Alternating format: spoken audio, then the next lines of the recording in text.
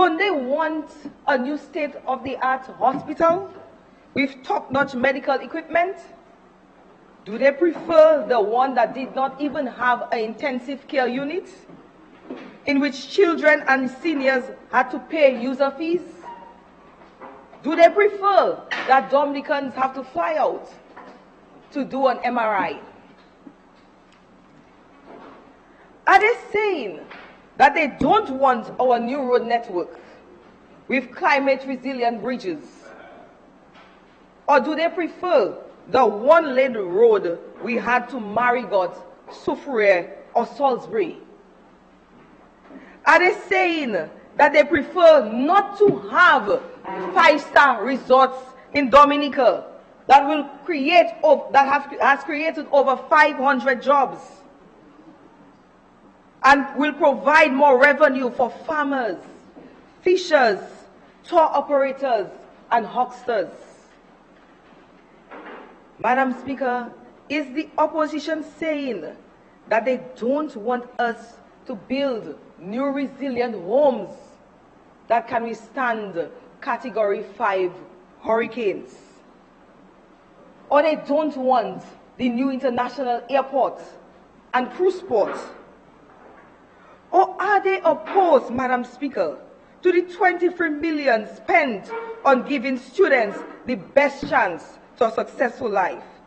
Do they prefer the days when only 7% had access to college and only some had access to secondary school and one student was given a scholarship to go to university? So the opposition thinks that investments made over the last 19 years to improve the lives of Dominicans and Dominica is destroying the economy? Madam Speaker, clearly we don't have an opposition in Dominica. We don't have members who provide alternative solutions to proposals.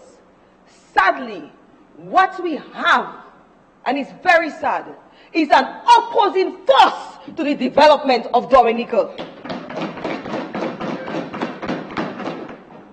And this appears to be a serious mindset of opposition supporters. Progress made in this country under Honorable Roosevelt Skerrit is ridiculed and even laughed at, as we saw in the House yesterday. Madam Speaker, I found this behavior so disturbing that I consulted some good doctors. And they called it SDS, Skerrit Derangement Syndrome, an irrational level of hatred and opposition for anything preceding or following the mention of the name Skerrit. Madam Speaker, my first reaction was laughter. But then I asked myself, how did we get to this stage? I mean, Madam Speaker, I have sat in this honorable house for 3 years, and I can't remember one idea, one suggestion, one alternative to budget proposals. Most of the times, well, except for when my colleague Isaac was there, most of the times they appeared ill-prepared and just reviewing their estimates. And Madam Speaker, the highest achievement the opposition will have in the House, in this honorable House, the highest record is the number of times they walked out on Dominicans.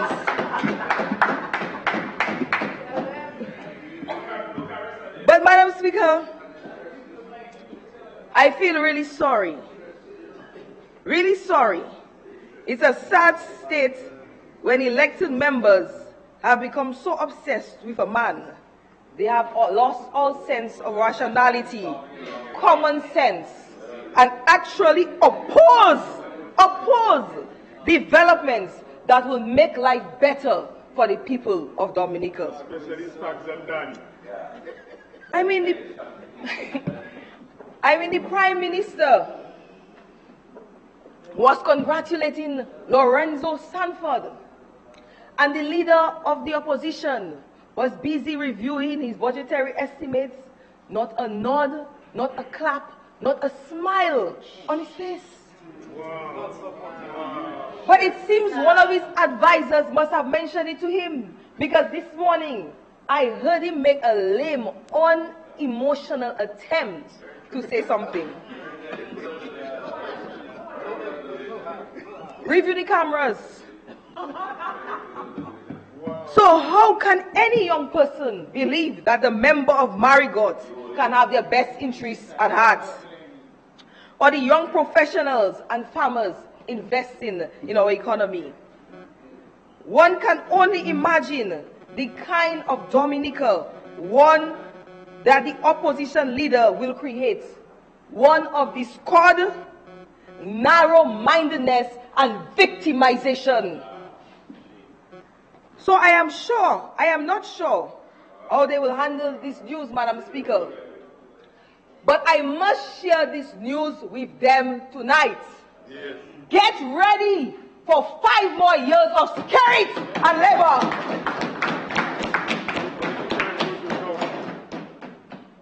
It was up in the bag. Nevertheless, Madam Speaker, the good Lord is on our side. The Roosevelt-Skerry-led administration shall continue the transformation of this economy, village by village, sector by sector. I am really excited about the new staffing structures for teachers and nurses.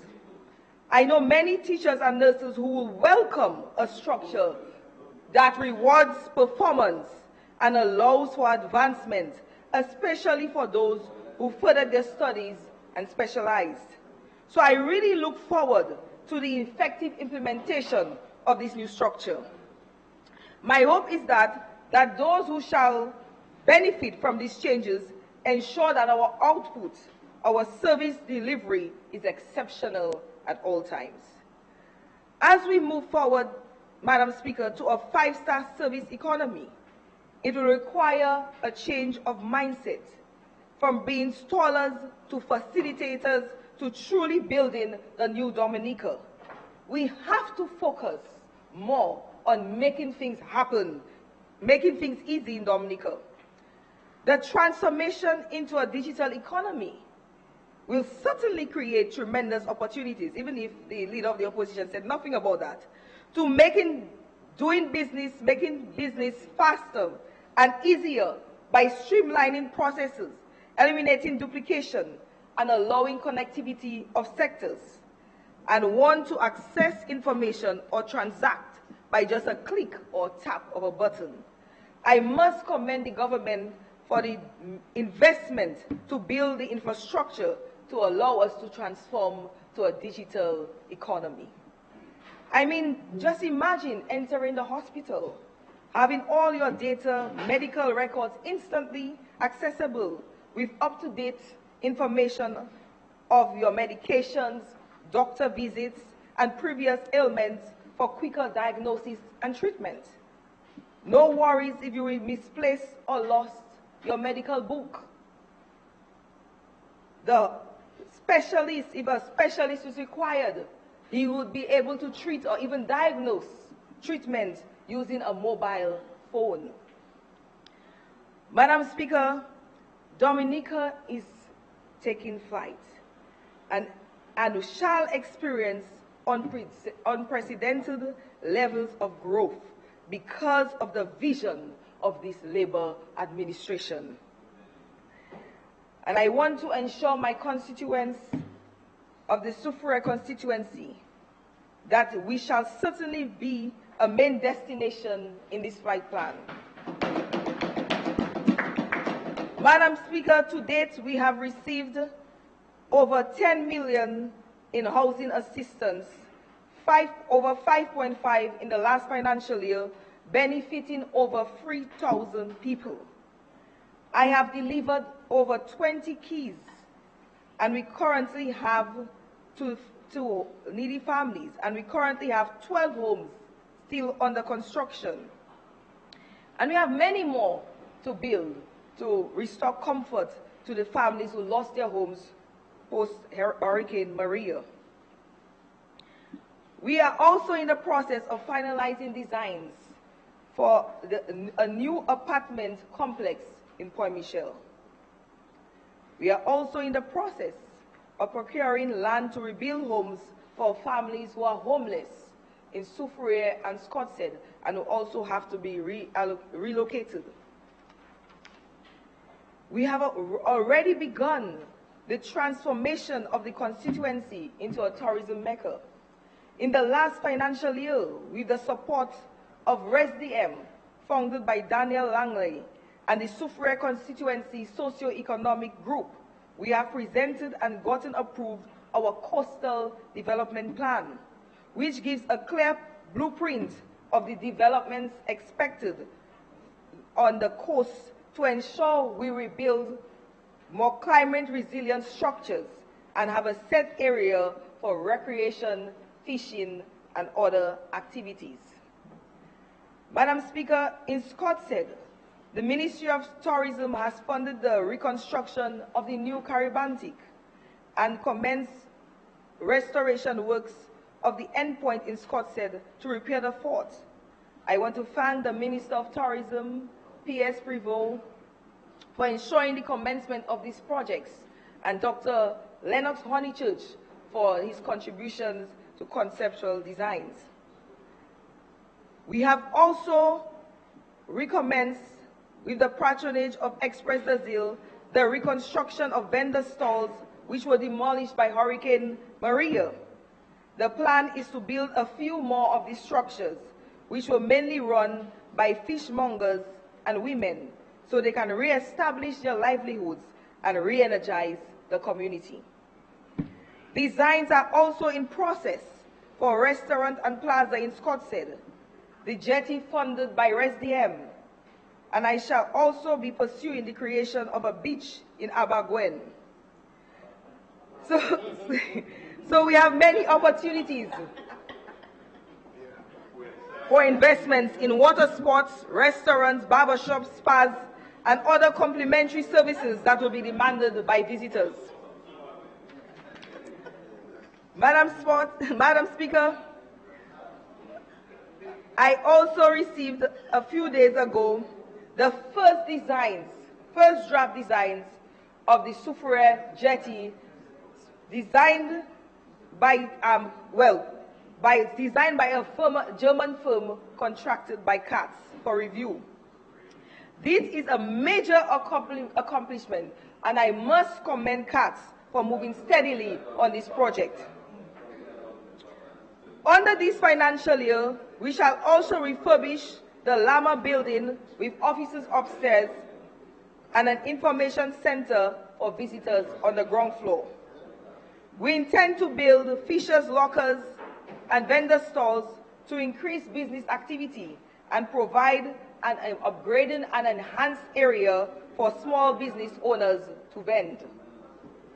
With the opening of Jungle Bay, thank God Mr. Raphael did not listen to the opposition leader, and soon to be opened Colibri Ridge in Soufriere, later this year, we shall have 2 world-class resorts in the Soufriere constituency and an influx of visitors.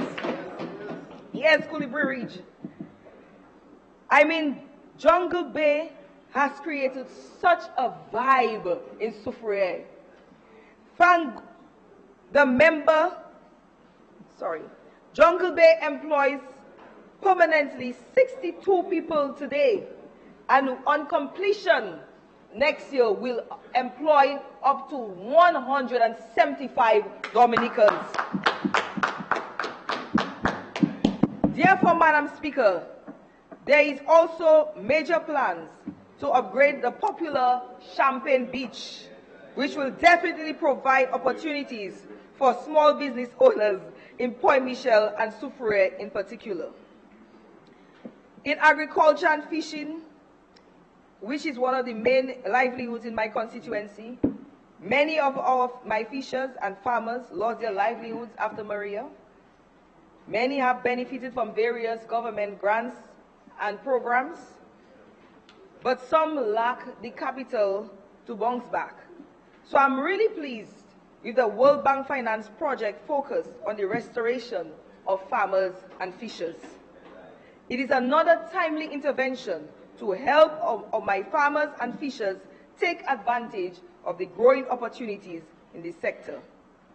Madam Speaker, I am working closely with the Senmark Fishers and Farmers Cooperative, the Gallia Farmers Group, and the Point Michel Fishers Group to ensure that they make good use of these opportunities. Plans are in place to build proper fishing facilities, fishing sheds for proper preservation of fish and other essential equipment. Madam Speaker, in this financial year, 10 more students shall receive educational assistance to pursue university studies at Midwestern, Monroe College, and other universities in China and the United States. I have about 4 students who shall receive financial assistance to complete requirements to receive sports scholarships. The investment of this Labour government has made in education is historic.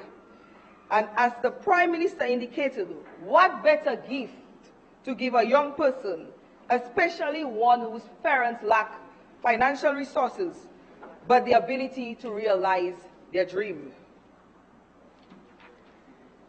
This Labour administration is projected to spend approximately 20 million in this financial year on the youth of Dominica, so no child can be left behind in pursuit of their happiness. My only prayer is that our students stay focused and perform their best. Madam Speaker, in September, the students of the Soufriere Primary School shall enter the doors of the new climate resilient and energy efficient primary school, maybe the first in Dominica, totally solar powered. With a new office for the principal, playground, kitchen, and computer room. I must say a profound thank you to ResDM and Daniel Langley, who has spent over $1 million to renovate the Soufriere Primary School. I also want to thank the NTRC for agreeing to provide the computers and technical equipment for the computer room so we can have our own, and for the primary school in Soufriere and the Smart Center in Scott's Head. We hope to use these smart centers as satellite schools, as mentioned by the Prime Minister, so one can stay in the village and learn. Madam Speaker, we experienced delays because of Hurricane Maria and other factors in the lighting of the Soufriere playing field and completing the multi-purpose court in Point Michel. Nevertheless, once the weather upholds, within a few months, we shall have a multi-purpose court in Point Michel. I know the young people in Point Michel are eagerly waiting that court. Further, by collaborating with the DFA, I hope to advance the development of a sporting pavilion in Pori. Madam Speaker, in reference to the Soufriere playing field, work shall commence to rehabilitate the playing field and light it up. And we shall also commence work to develop the Gallia playing field. In terms of infrastructure, roadworks continue in our constituency. We have started the work on the Gallia Road and resurfaced sections between Point Michel to Soufriere. We intend to complete resurfacing of these major roads in this financial year, and also embark on a massive community road project. I've already submitted a list of 22 community roads to the Minister of Public Works for his attention, so I expect him to give me some priority soon. Work will also commence to repair the broken section of the Soufriere Scottshead sea defense wall and repair that section of the road. The bridge which was wiped out by Maria in Subuli Point Michel will also be rebuilt in this financial year. Madam Speaker, this government continues to support small business development as it is a major engine of growth. Small business owners receive substantial support in terms of building materials, replacement of equipment and working capital, and having support of NEP workers to help them cushion the effects of Maria. Madam Speaker, I must say I am amazed at the solid project proposals, especially from our youth. They are not sitting waiting for a job. They are using their talents to earn a living. Something I cannot say for some members on the other side. I commend them, Madam Speaker. So I shall continue to work with our existing and potential small business owners to give them the support required to manage their business. Madam Speaker, I want to congratulate at this time Ms. Sana Peltier Harris, a farmer in Point Michel, who is, besides growing crops, is also producing organic creams and oils using moringa. We shall continue to provide the support needed by her to meet market demand. Moringa, not only marijuana, which seemed to have gotten the opposition leader excited. He must have gotten a high thinking about the legalization, as if there are no dangers to the uncontrollable use of it. We also have moringa, which is a superfood that cures many ailments. So there are many opportunities to explore, to transform our economy, to become an exporter of goods. Madam Speaker, I also plan to further enhance the bayfront in Point Michel to include sitting area for guests and for shows. So I'll be working with my people so that every weekend we can have entertainment activities in our constituency. Madam Speaker, we have embarked on a massive beautification program in the Soufriere constituency. I want to thank my friend, the Honorable Joseph Isaac, and his PS for this beautification program. And we plan to have litter wardens at various sites, parts of the constituency, because we shall not tolerate the indiscreet dumping and garbage disposal in our constituency. We are the Soufriere constituency. Point Michel Soufriere Quartet is not a dumping site. So we'll be taking that very seriously and having a zero tolerance approach. So, Madam Speaker, I really want to thank the NEP workers in my constituency who have taken pride in this project. We are surely going to give Laplaine and Vickers tough competition.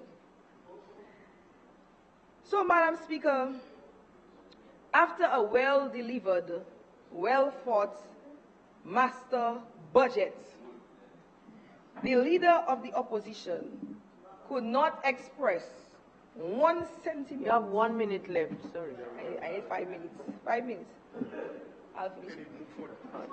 Madam Speaker, I wish that the honourable member be given 5 more minutes to complete the presentation. Second the motion. Madam Speaker, I second the motion.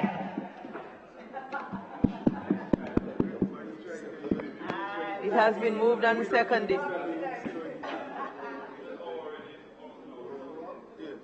It has been moved and seconded that the member be given a further 5 minutes to complete her contribution. Those in favor? Those against? The ayes have it. Continue.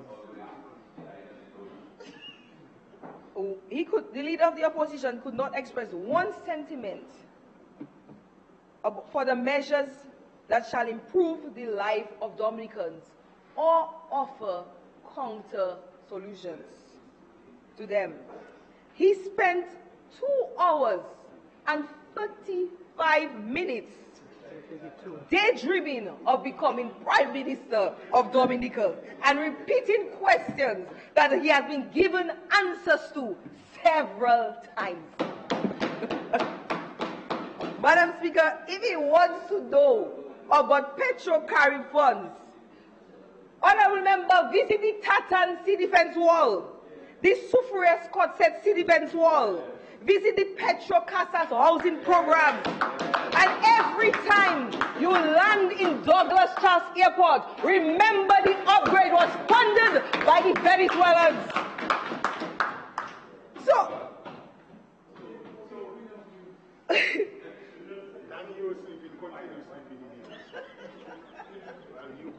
better yet, I can give him a free tour of the Hugo Chavez plant in Jimmy.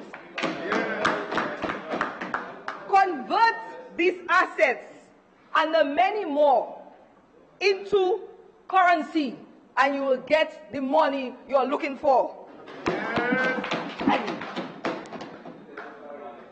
What I hope, Madam Speaker, is the opposition party is reporting to the Inland Revenue Department all the funds they have been collecting on their many meetings, the donation box that they are passing around. I hope they are reporting the income to the Inland Revenue Department and all the radio funds the honorable member has had raising money to pay for his mouth. I hope it's been reported. So this Labour Party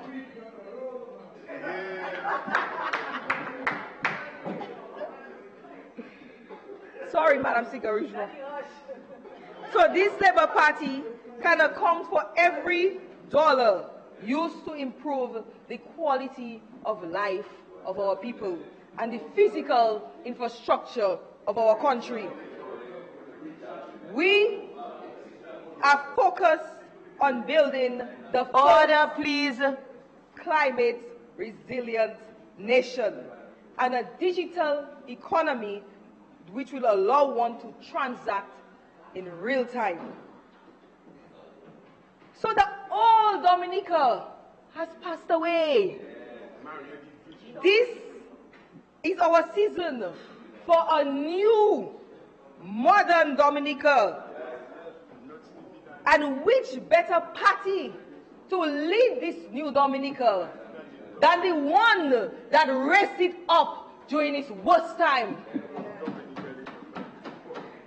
I am really proud to be a part of this Dominica Labour Party administration that puts God first.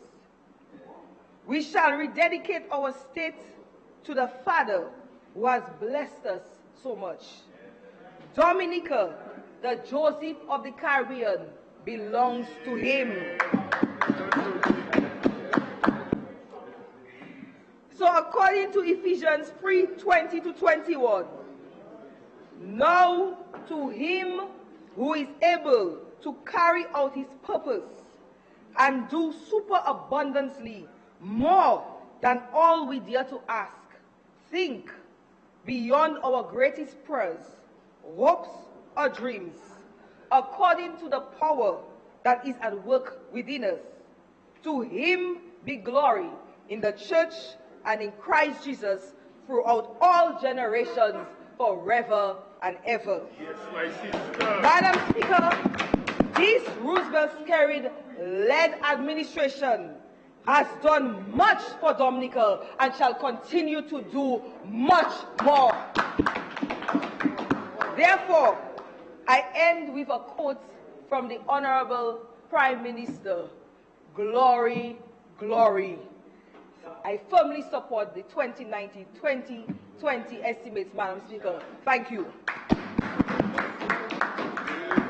Thank you, Madam Speaker. I referred to him. I saw him. Madam, but I was a minister too. She got a Madam Speaker. I saw him. Madam Speaker, realize the member from Wesley is trying his best to get out of here quickly, but Basil, take your time, Basil. Member for Wesley. Madam Speaker, sorry. Please bear with me a little bit because of this cool thing over our head here. Yeah. Madam Speaker, in the presentation from the member or the leader of the opposition, he indicated that this government, or we on this side, Madam Speaker, we are spreading hate. I take great offense to that, Madam Speaker, because, Madam Speaker, you see, when people say those things, it goes very deep, Madam Speaker. And I will tell you, Madam Speaker, I want to ask a few questions which only the members of the opposition can answer. And, Madam Speaker, we need to ask them, who asked for stones to rain in Salisbury? Was it the Labour Party? No. Madam Speaker, who was involved in trying to burn down Roseau while we were doing the business of the states? Who was standing outside there, Madam Speaker, trying to stone parliamentarians out of parliament? So who is spreading this level of hate, Madam Speaker? Who? And who was on the street protesting and saying Skerrit must go? Yes, I agree, Skerrit must go, but for five more years. That is it, for 5 more years. My brother, he has seen the light, as compared to some of you all on the other side. You are nowhere close yet to seeing the light. So, but I'm saying this, and Madam Speaker, I say, also, Madam Speaker, this opposition members, I hear them talking about, and they always preach so much love, they love the Kalinago people. I don't want the Kalinago people, you know. The opposition don't love a single bone in the Kalinago people.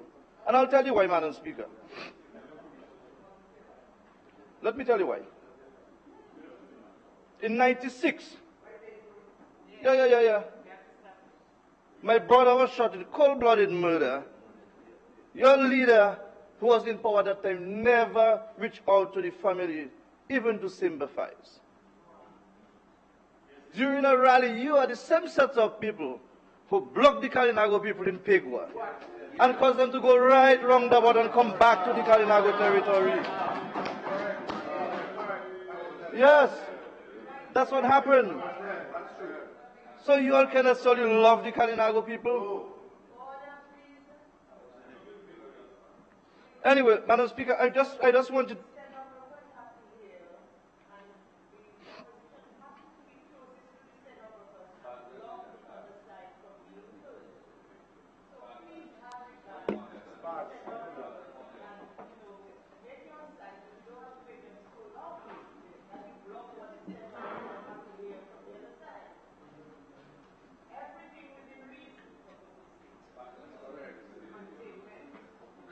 And Madam Speaker, when you speak of making people poorer, Madam Speaker, is this school transfer grant making people poorer? Is the school transportation allowance making people poorer? Honorable member from Marigot? Is the uniform assistance making people poorer? Is the 70 plus the amount of $300 that they're receiving monthly, is it making them poorer? I mean, come on, let us think of reality and let us put things where they're supposed to be. You may not like the Labour Party, that's cool, but give respect where it is due.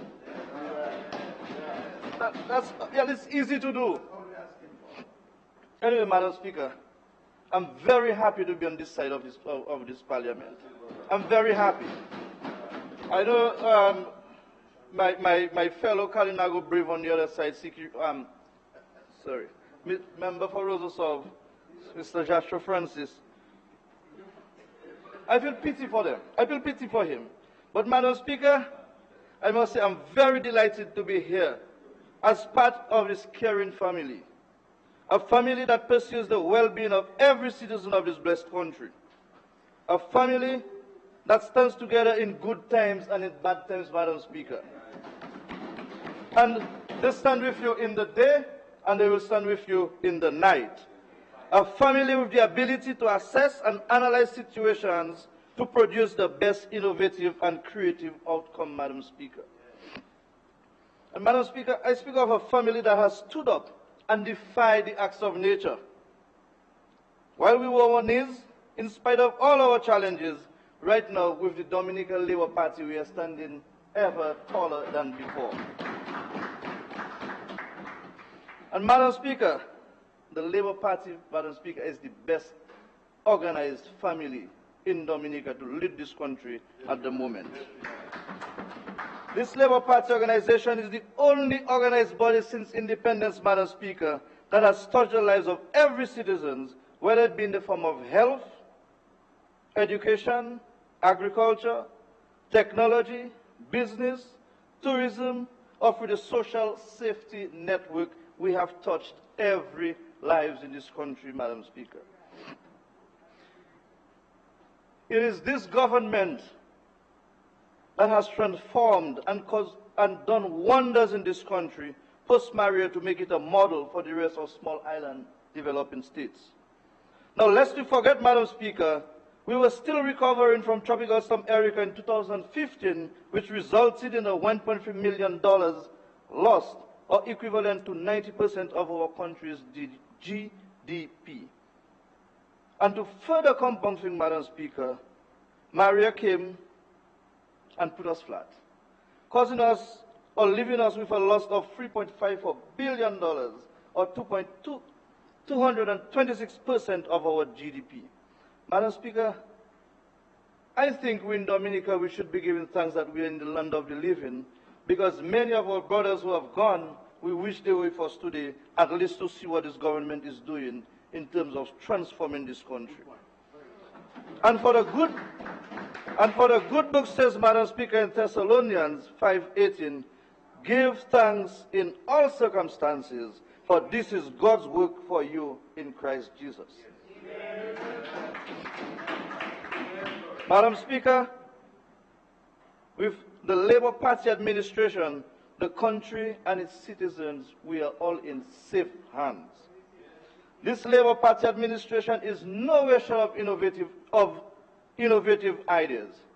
So, Madam Speaker, 2 years after the passage of Maria, when individuals from all walks of life who visited this country, they kept asking one question: how did we make it? And what is the formula? Really and truly, Madam Speaker, some people say, well, I met the opposition leader in Marigot at the airport after Maria, and he said the country is finished. I suspect he wanted to say to me that if he was in government, he would have resigned his position and left this country. Because really and truly, the country was totally damaged, Madam Speaker. But we have a good leader, and we have a good family member working closely to ensure that this country continue to thrive. Madam Speaker, this Dominican Labour Party, Madam Speaker, as I say, is never short of ideas. In fact, Madam Speaker, and I want you to listen carefully, Madam Speaker, so that if I say anything that is unparliamentary, you correct me one time. So that I can say I withdraw almost immediately, Madam Speaker. So, Madam Speaker, while the opposition is somewhere in a desert, running and hunting at mirage, the Dominican Labour Party was busy at work, and that's why we are where we are today. And we were doing the people's work. They mandated us to work for them, and so we have been working for them. And like I said, we have strengthened the social safety network. We are caring for our senior citizens. We are promoting gender equality and protection of our children and every citizen to ensure that they have the basic needs for survival. And you see, Madam Speaker, it is always interesting to say that you care for your people and you don't put it into action. It's false.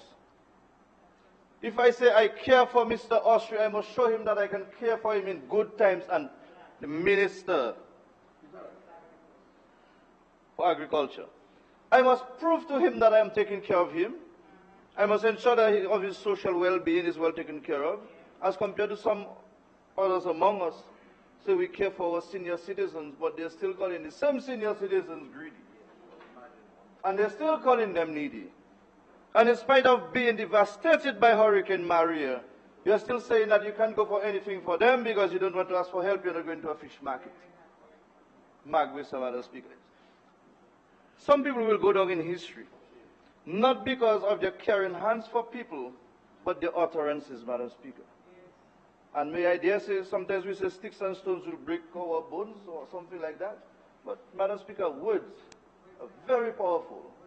And if I say something which hurts you, Madam Speaker, as compared to if I lash you with a stick or a bottle, the mark may disappear after some time, but the words, it is forever etched on your mind, and it's going to impact you for life.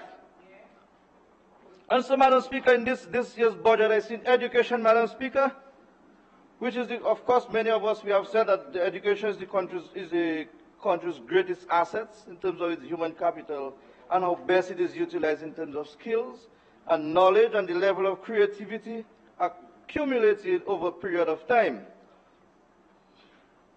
Madam Speaker, I must say, Madam Speaker, the timely investment in education by this government has significantly transformed this country. And this Labour Party government, without a doubt, as some of the speakers said before me, is the education government. From the time this administration came into office, we have seen and witnessed hundreds of Dominicans entering secondary schools. Madam Speaker, when I went to school, I had to wake up at 5 o'clock in the morning because I had to travel to Portsmouth to attend the Dominica Seventh Adventist Secondary School. My parents had to pay my bus fee. They had to pay my school fee. But today, Madam Speaker, all our students must do is to put their uniform on them, go to school, and learn. And those who don't want to do it, it is up to them. And, Madam Speaker, many poor people in this country, well, not poor people, but some of us who are less fortunate won't be able or would not be able to send our children to school because of our economic conditions. And this government has created the opportunity, so let us embrace it. Also, Madam Speaker, we can say thanks to the government for this universal secondary education. And may I say that not too long ago we have started witnessing the universal tertiary education creating opportunity for all. So the Dominica State College, Madam Speaker, I'm prepared to go back to school. I suspect I may well go back to school to finish my degree. But, Madam Speaker, it is rather unfortunate that some among us, they are not taking up this opportunity. In fact, like I said, I'm prepared to go to complete my degree. And, Madam Speaker, I think Mr. Vegas is from Jamaica. He saw an opportunity, and at the age of 44, he just completed his high school diploma. So I believe, Madam Speaker, once opportunities are available, we must take them, we must grab them, and don't shove them away.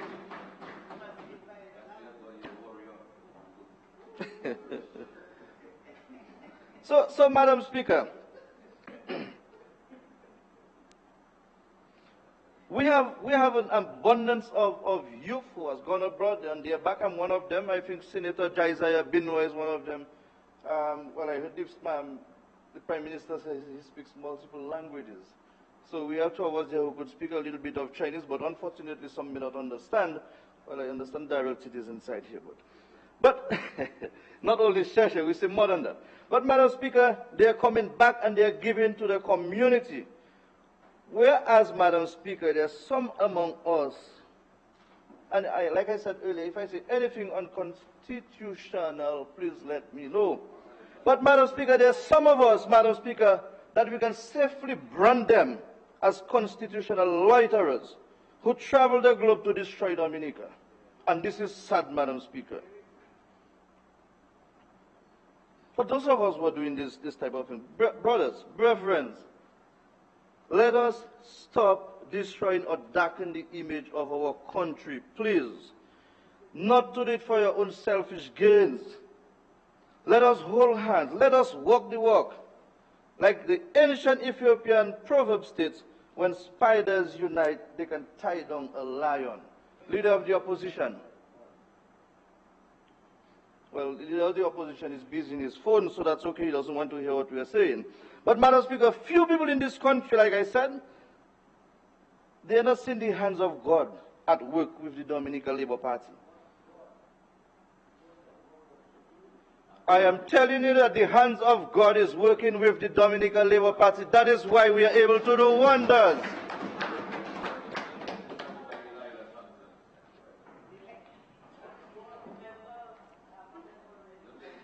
Okay.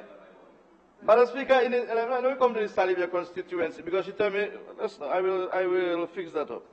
In Salibia, Madam Speaker, within quick time on the passage of Hurricane Maria, we saw the renovation of the Concord Primary School, the construction of a brand new preschool in Concord, right within the vicinity of the primary school.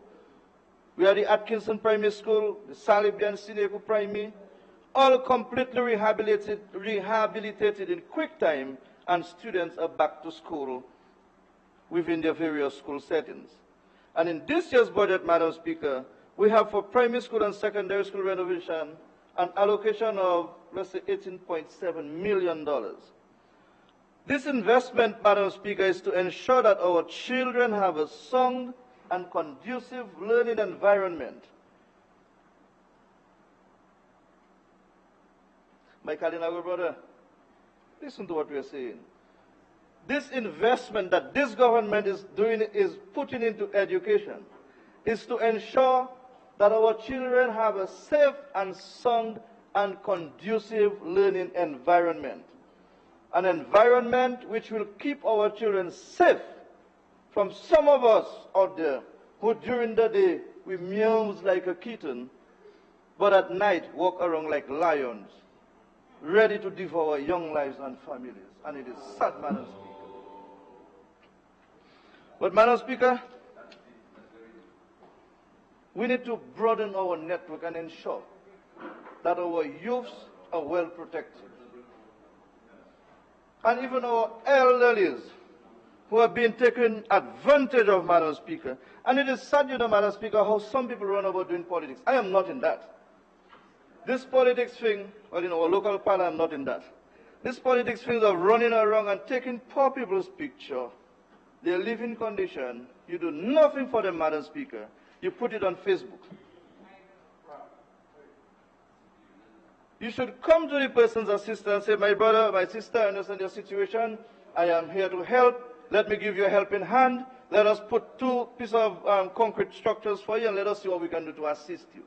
But taking an elderly's photo and his or her living condition, put it on Facebook and have people feeling pity for that person. What have you done to enhance that person's well-being?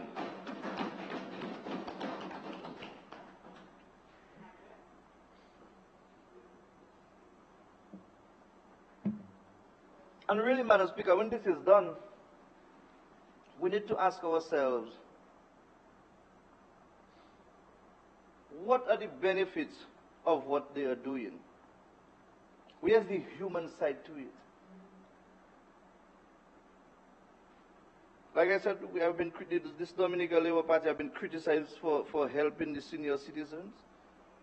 But, Madam Speaker, when you enter their homes and they tell you, or they tell me, when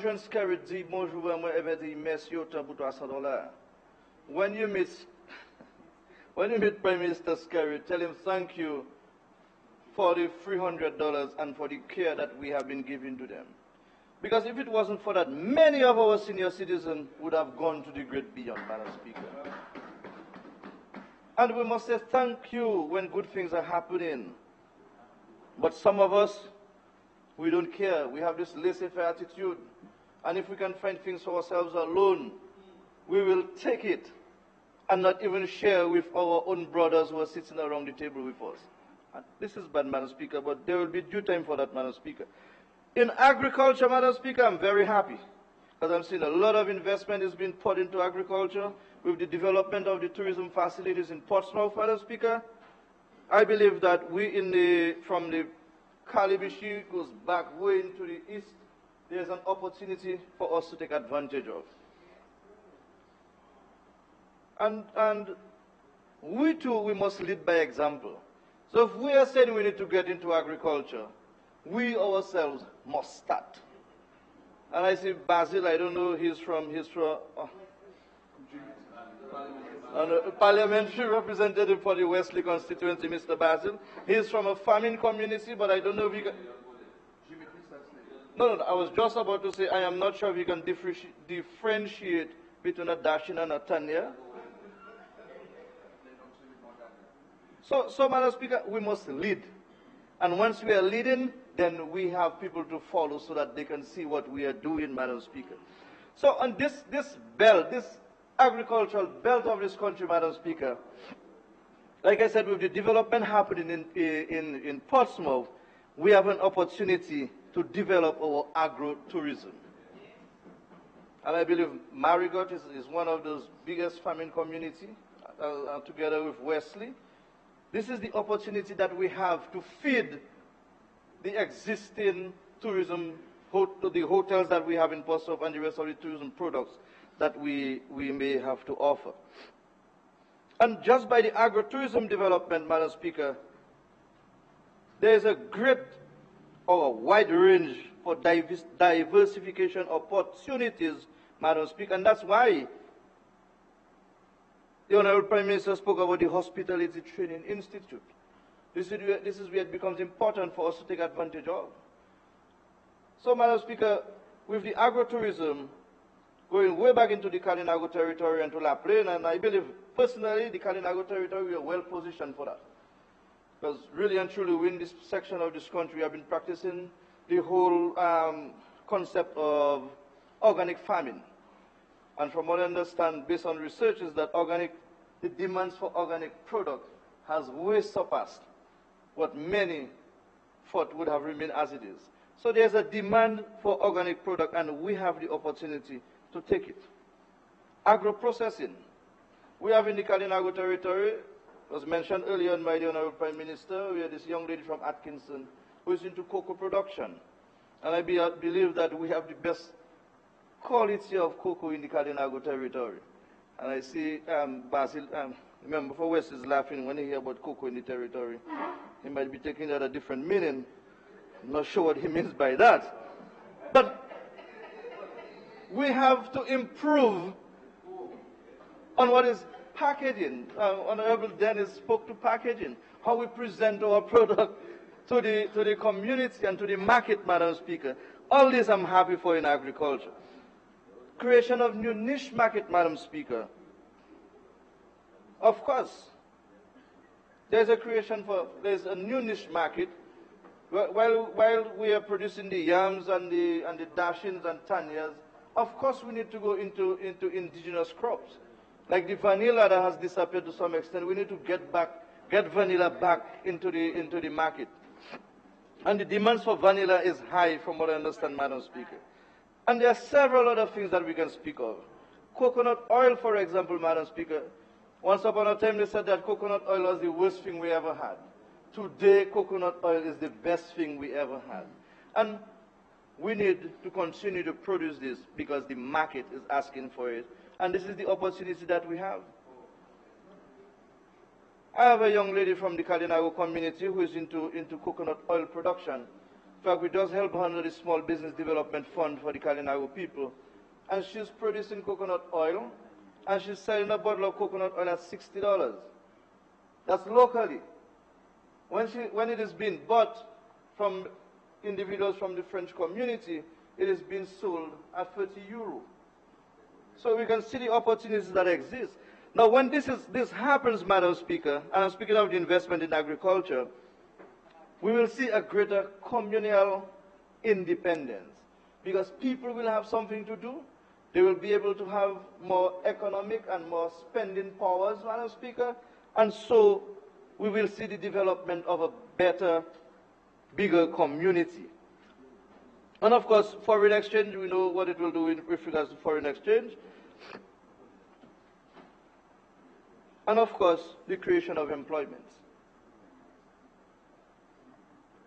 We need to remove the stigma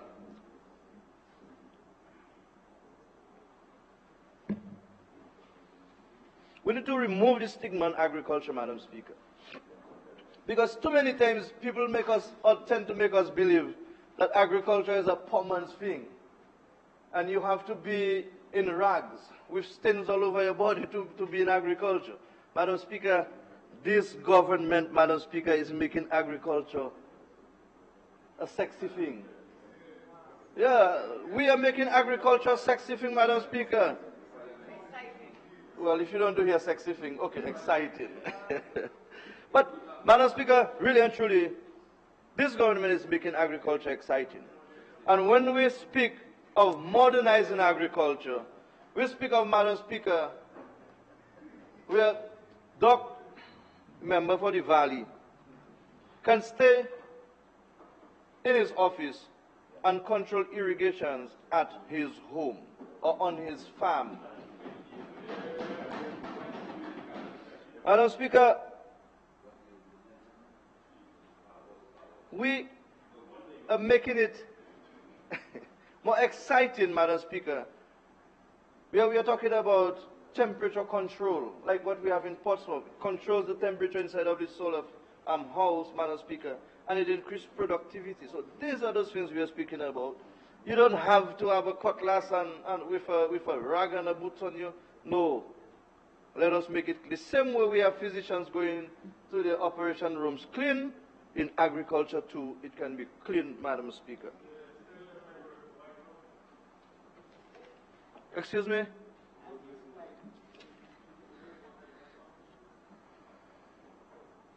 With this smart agriculture that we are speaking about, Madam Speaker, we'll be able to use less pesticides. So it means to say we have less chemical residues remaining in our system. I believe, Madam Speaker, I may be wrong, but we need to revisit the whole agricultural farming practice, because I believe today we have a lot of non-communicable diseases, and maybe, for example, cancer. We have a lot of people in this country suffering from cancer. We need to find out whether it's not because of our past agricultural practices that is impacting us even today, Madam Speaker. So we have less preservatives in our food. We have, of course, the food will taste better, Madam Speaker, and of course, once we go with this smart agriculture, we'll be definitely building a new support for local economy in our beautiful country, Madam Speaker. Madam Speaker, also in this year's budget, we see funds for sustainable housing.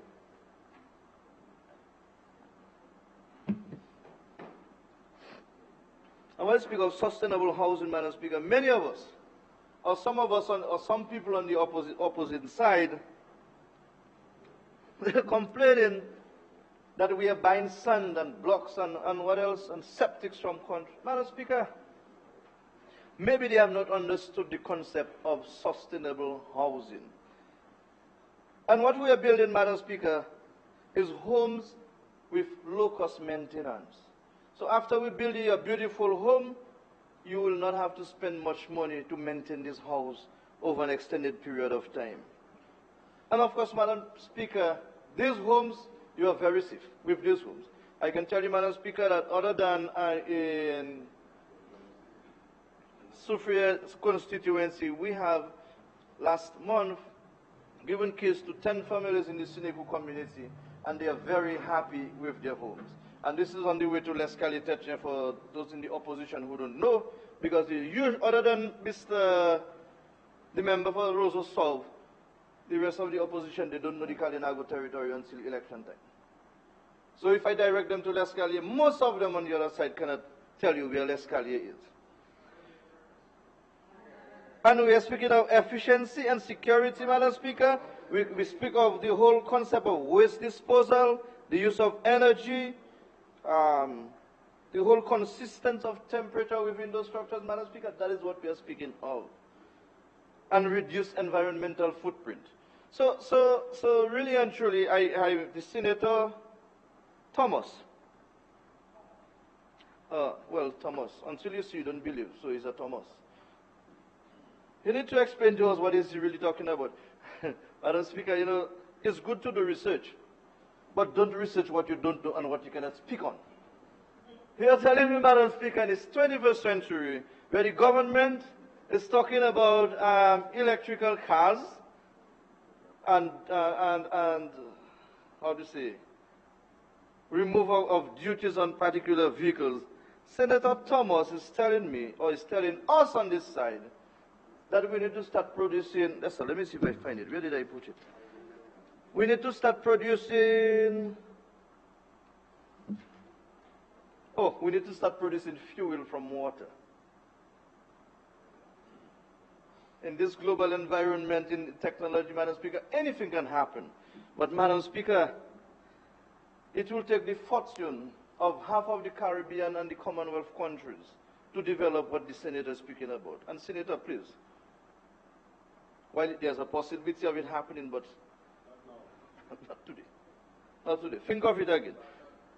The same way you all speak about making vetiver oil and good cheese and those things, they are not feasible for them. They are feasible in the distant future. But for now, my brother, let us deal with the reality of life. Let us do what we can do to help our people. And that is important. So don't speak of things that we cannot do now. We need to do things that we can do now to enhance people's lives. There are people still on the tarpaulin. You want me to go and give people fuel from water? Well, anything can happen, you know. Anything can happen. It's just a matter of experiment. Because people might well start making fuel from animal fat. So everything is possible. Anyway, Madam Speaker, let me continue. I don't want to be disturbed too much.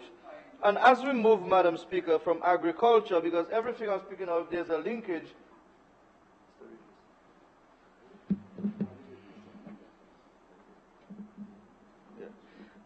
So, Madam Speaker, everything that we are speaking of, there's a linkage. So we move from education, educating the people, agriculture, good for the people. Now we are speaking of the 5-star and digital economy. Madam Speaker, I'm excited about this.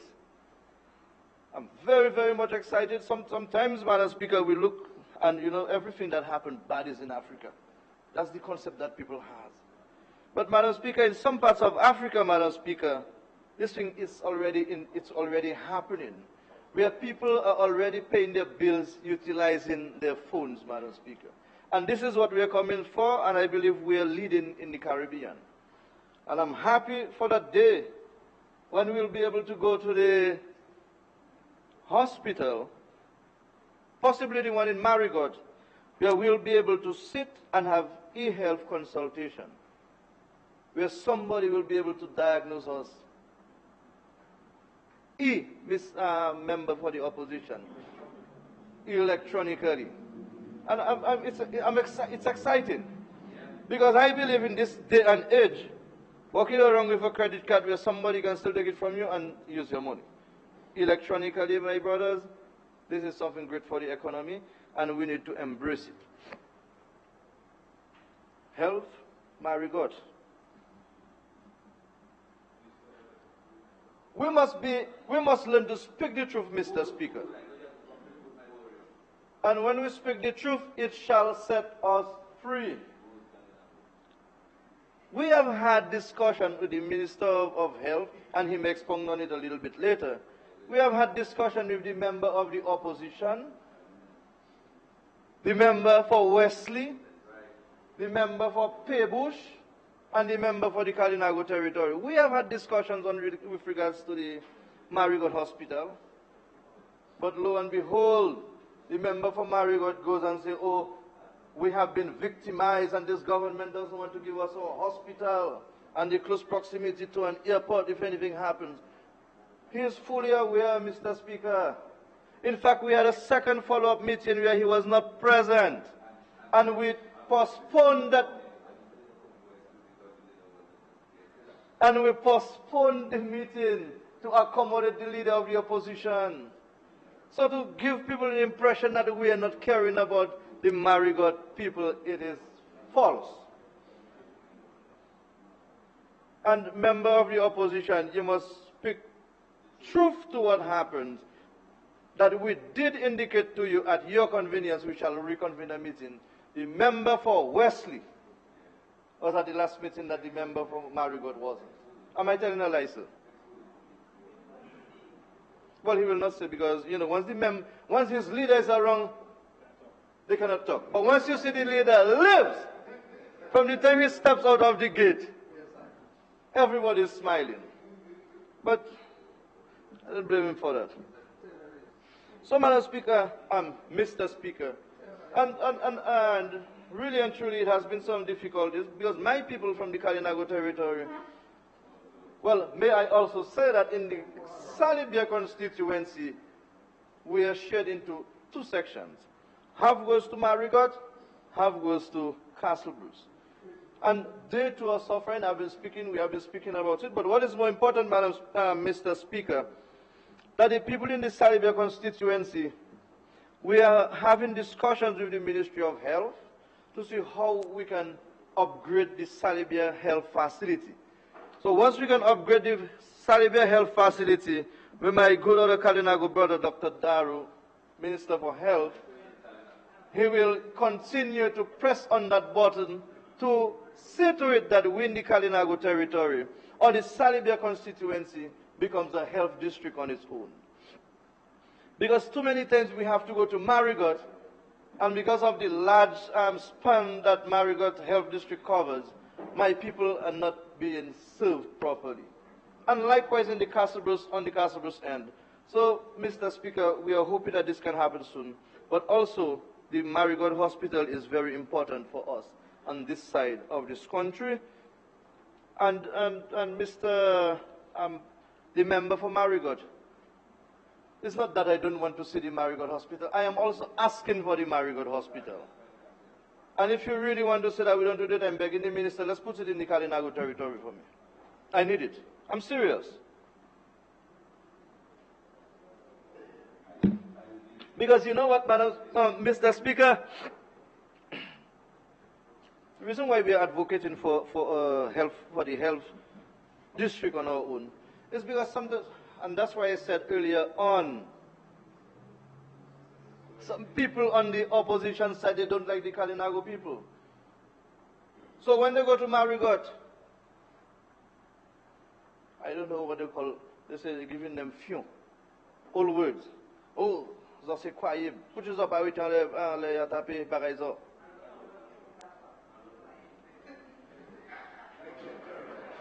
What they are saying to my Kalinago people, I'm not saying the member of the opposition is doing that. What I'm saying, there are people within the Marigot community, and they are saying to my Kalinago people that they should stay in the territory and get their health services, which they know doesn't happen. And they have been humiliated by the Marigot people in most cases.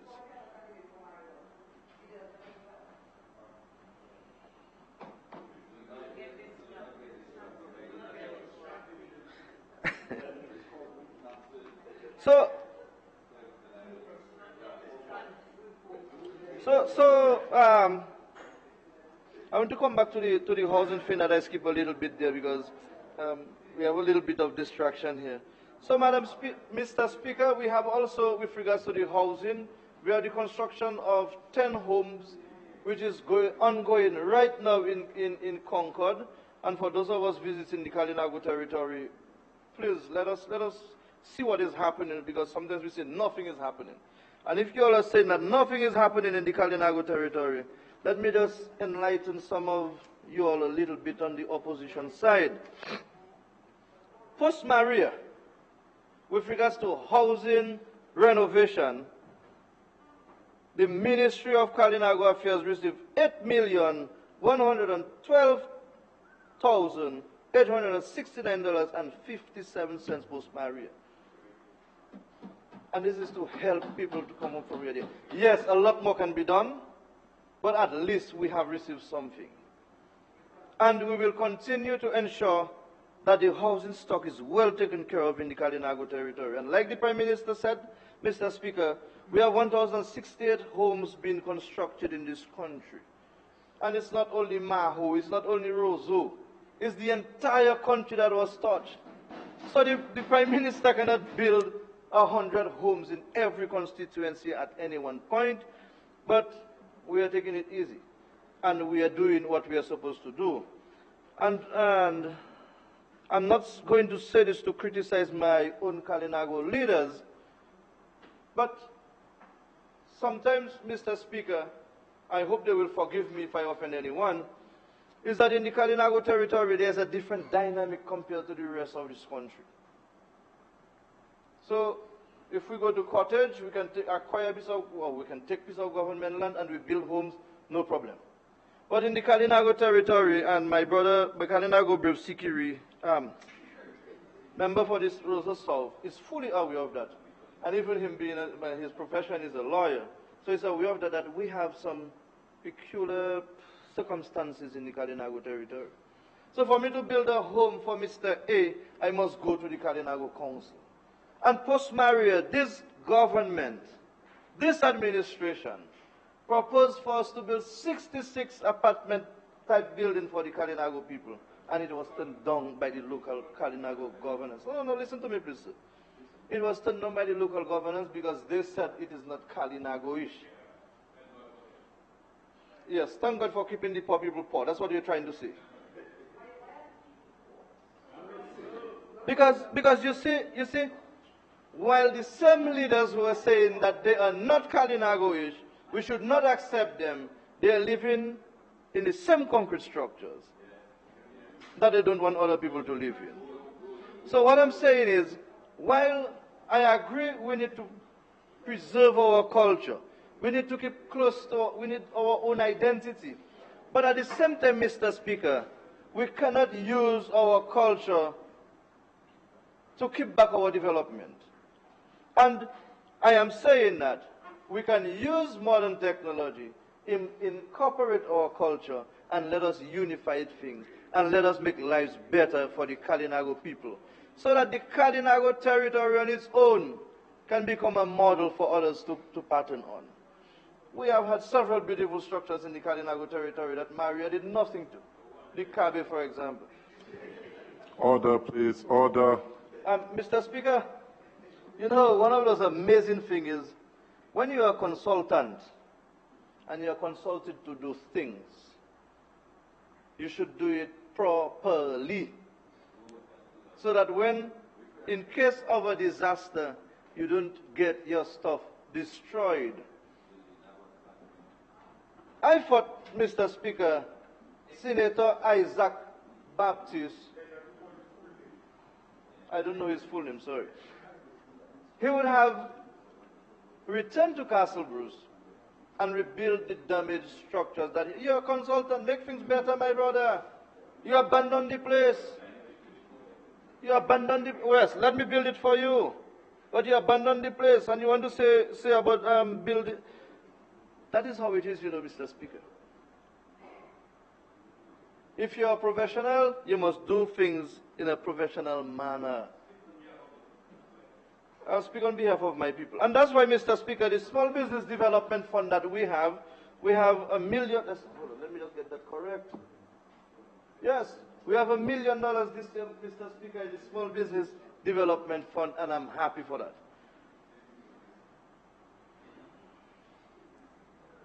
I'm happy for that. We have invested in the last financial year in 18 small businesses. And I can tell you, Mr. Speaker, while some of them on the other side are saying about witness and whatever it is, I can bring you to the Kalinago territory and let you see what I'm speaking about. There were ladies, young individuals from the Kalinago territory who participated in the Rural Business Enterprise Project.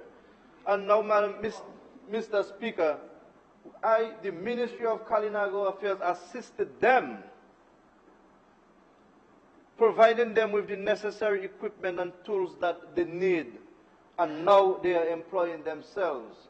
And with the Ministry of Education, Mr. Speaker, at some point they will be preparing or doing, or whatever you want to say, uniforms for some of our Kalinago students. And this is creating employment for these young people in the Kalinago territory. We have a young fellow in the Badaka community, Mr. Speaker. He's only waiting his block making machine. And once he can receive it, we shall see construction booming in the territory because we will be buying from our own local brother within the community. This small business fund, we invested also, Mr. Speaker, in another young brother. I don't want to call names because once you start calling one name, you have to call all. But we invested in an outbound engine for a young brother, Mr. Speaker, and he's doing wonders in Marigot. In fact, in Marigot, Mr. Speaker, that's where we have the complex. But 80% of the individuals utilizing this fish landing sites there from the Kalinago territory. And that's a fact.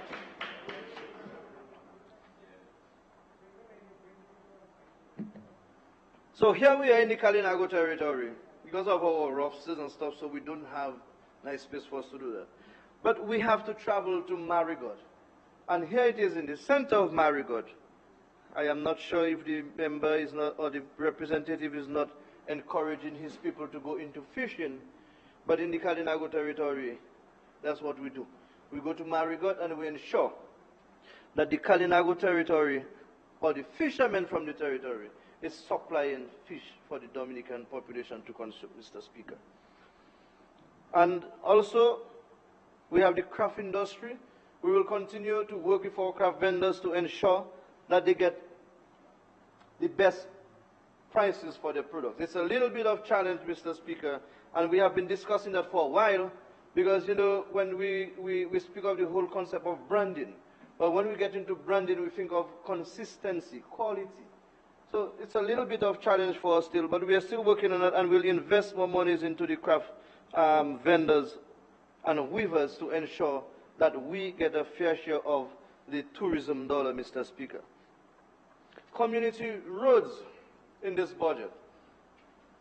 The Horseback Ridge Road, Mr. Speaker, is one of the longest pieces of road we have in the community. And I can safely say that we are at least 85% complete, and we will complete it in this financial year. And there are several other roads that I can speak of, but I want to speak of the tourism industry in a while.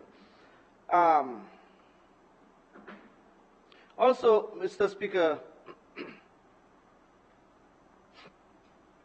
with regards to the tourism industry, we have had significant investment in the Kalinago territory in terms of community tourism. And I want to thank the Minister of Tourism for doing a good job with us in the Kalinago territory, because we believe in the Kalinago territory.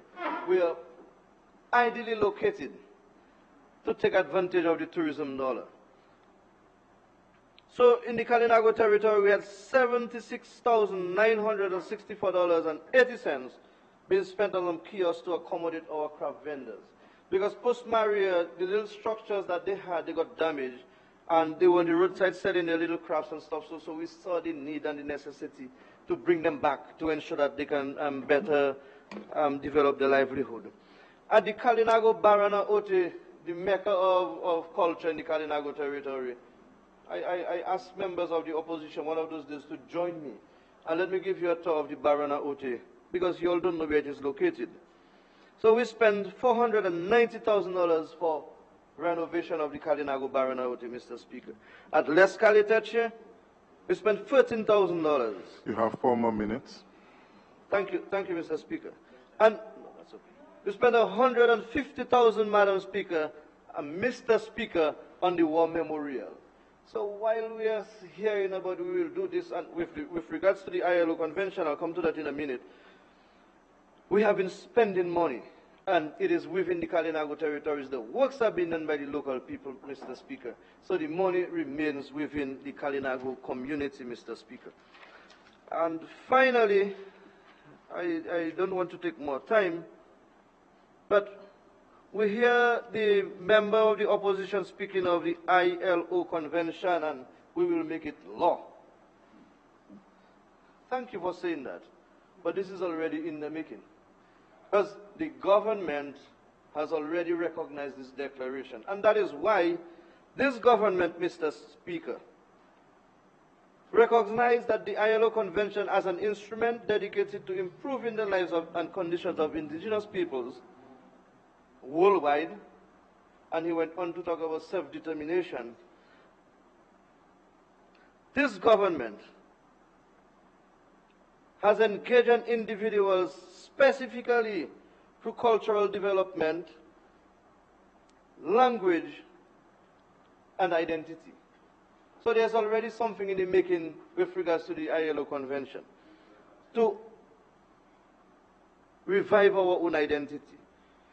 Also, it speaks of equal and fair employment, This is the government that has engaged most, if not all, our university graduates, Mr. Speaker, and has educated the most Kalinago brothers and sisters since independence.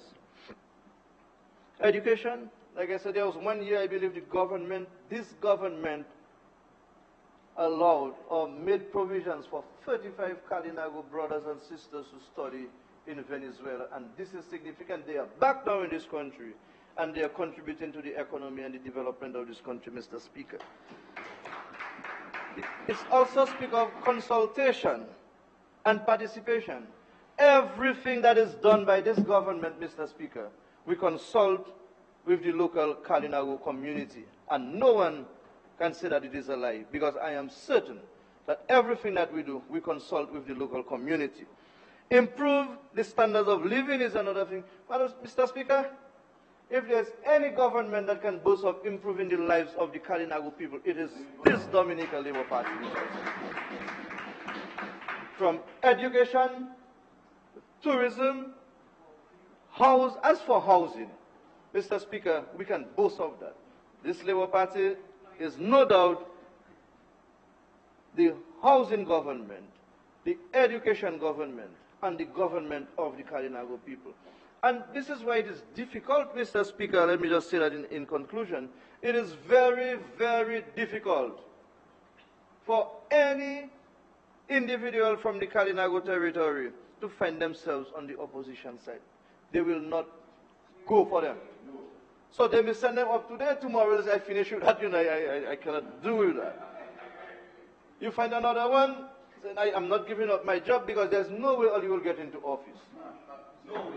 And they speak to another one and they said, the matter of gender equality and total disrespect by some of them within that little clique, we cannot deal with it. Because from the time we come on board, somebody want to touch. Somebody want to get on board.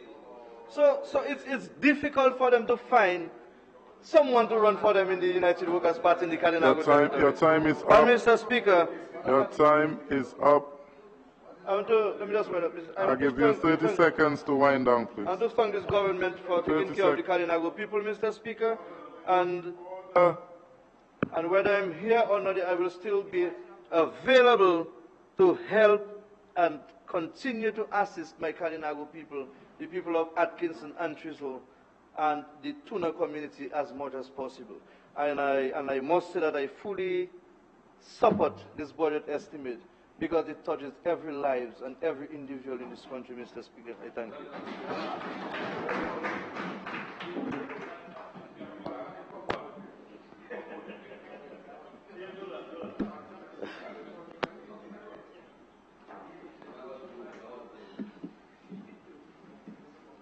Mr. Speaker, thanks for allowing me this opportunity as I rise to deliver my contribution on the 2019-2020 annual budget and address an estimate presented to this Honorable House in excess of $1 billion.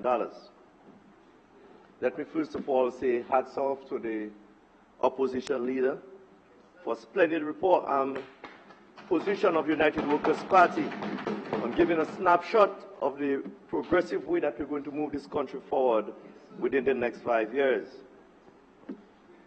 This, Madam Speaker, is the 20th estimate presented to this House by this government, the 14th presented by the Minister of Finance. And at this stage, the people of Dominica must first of all assess the impact of the report card of this government for the past 19 years before they consider the 20th estimate, which is full of election promises.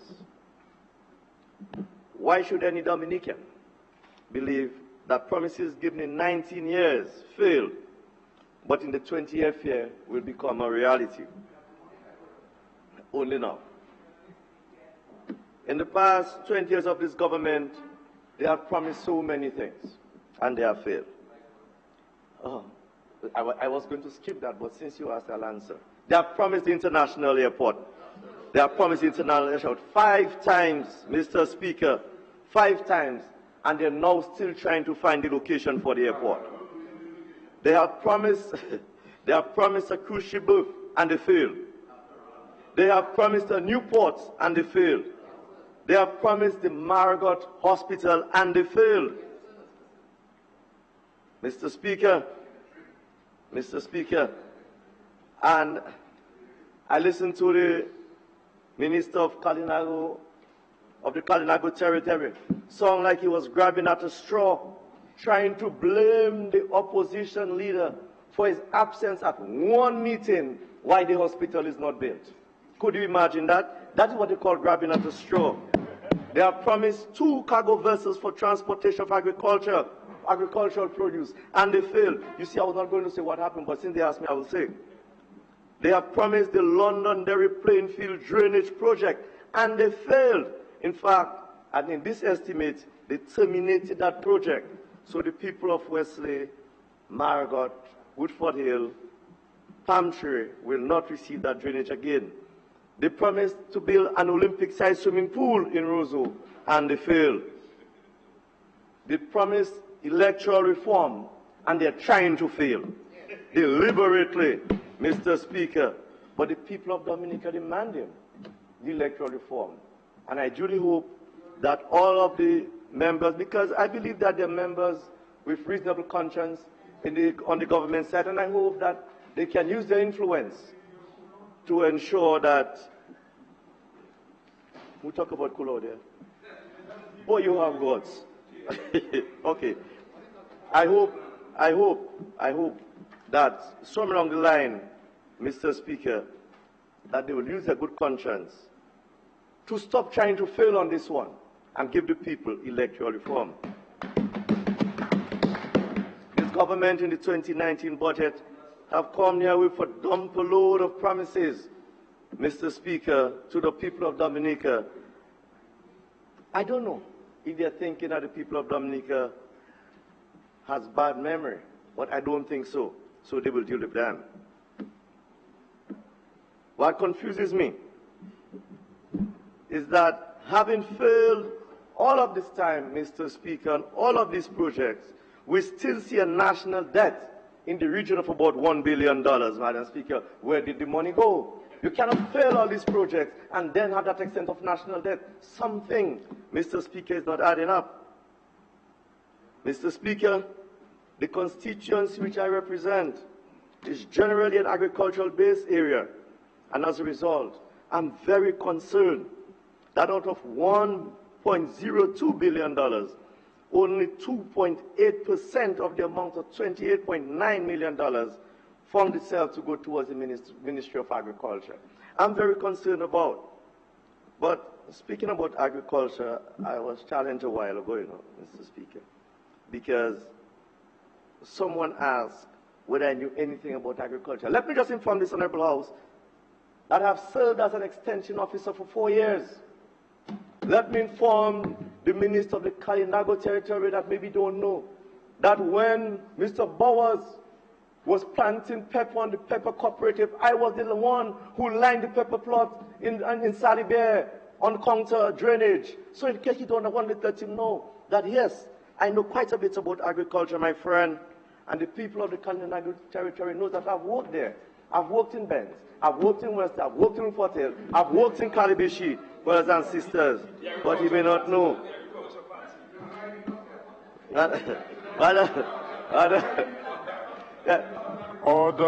Order, please.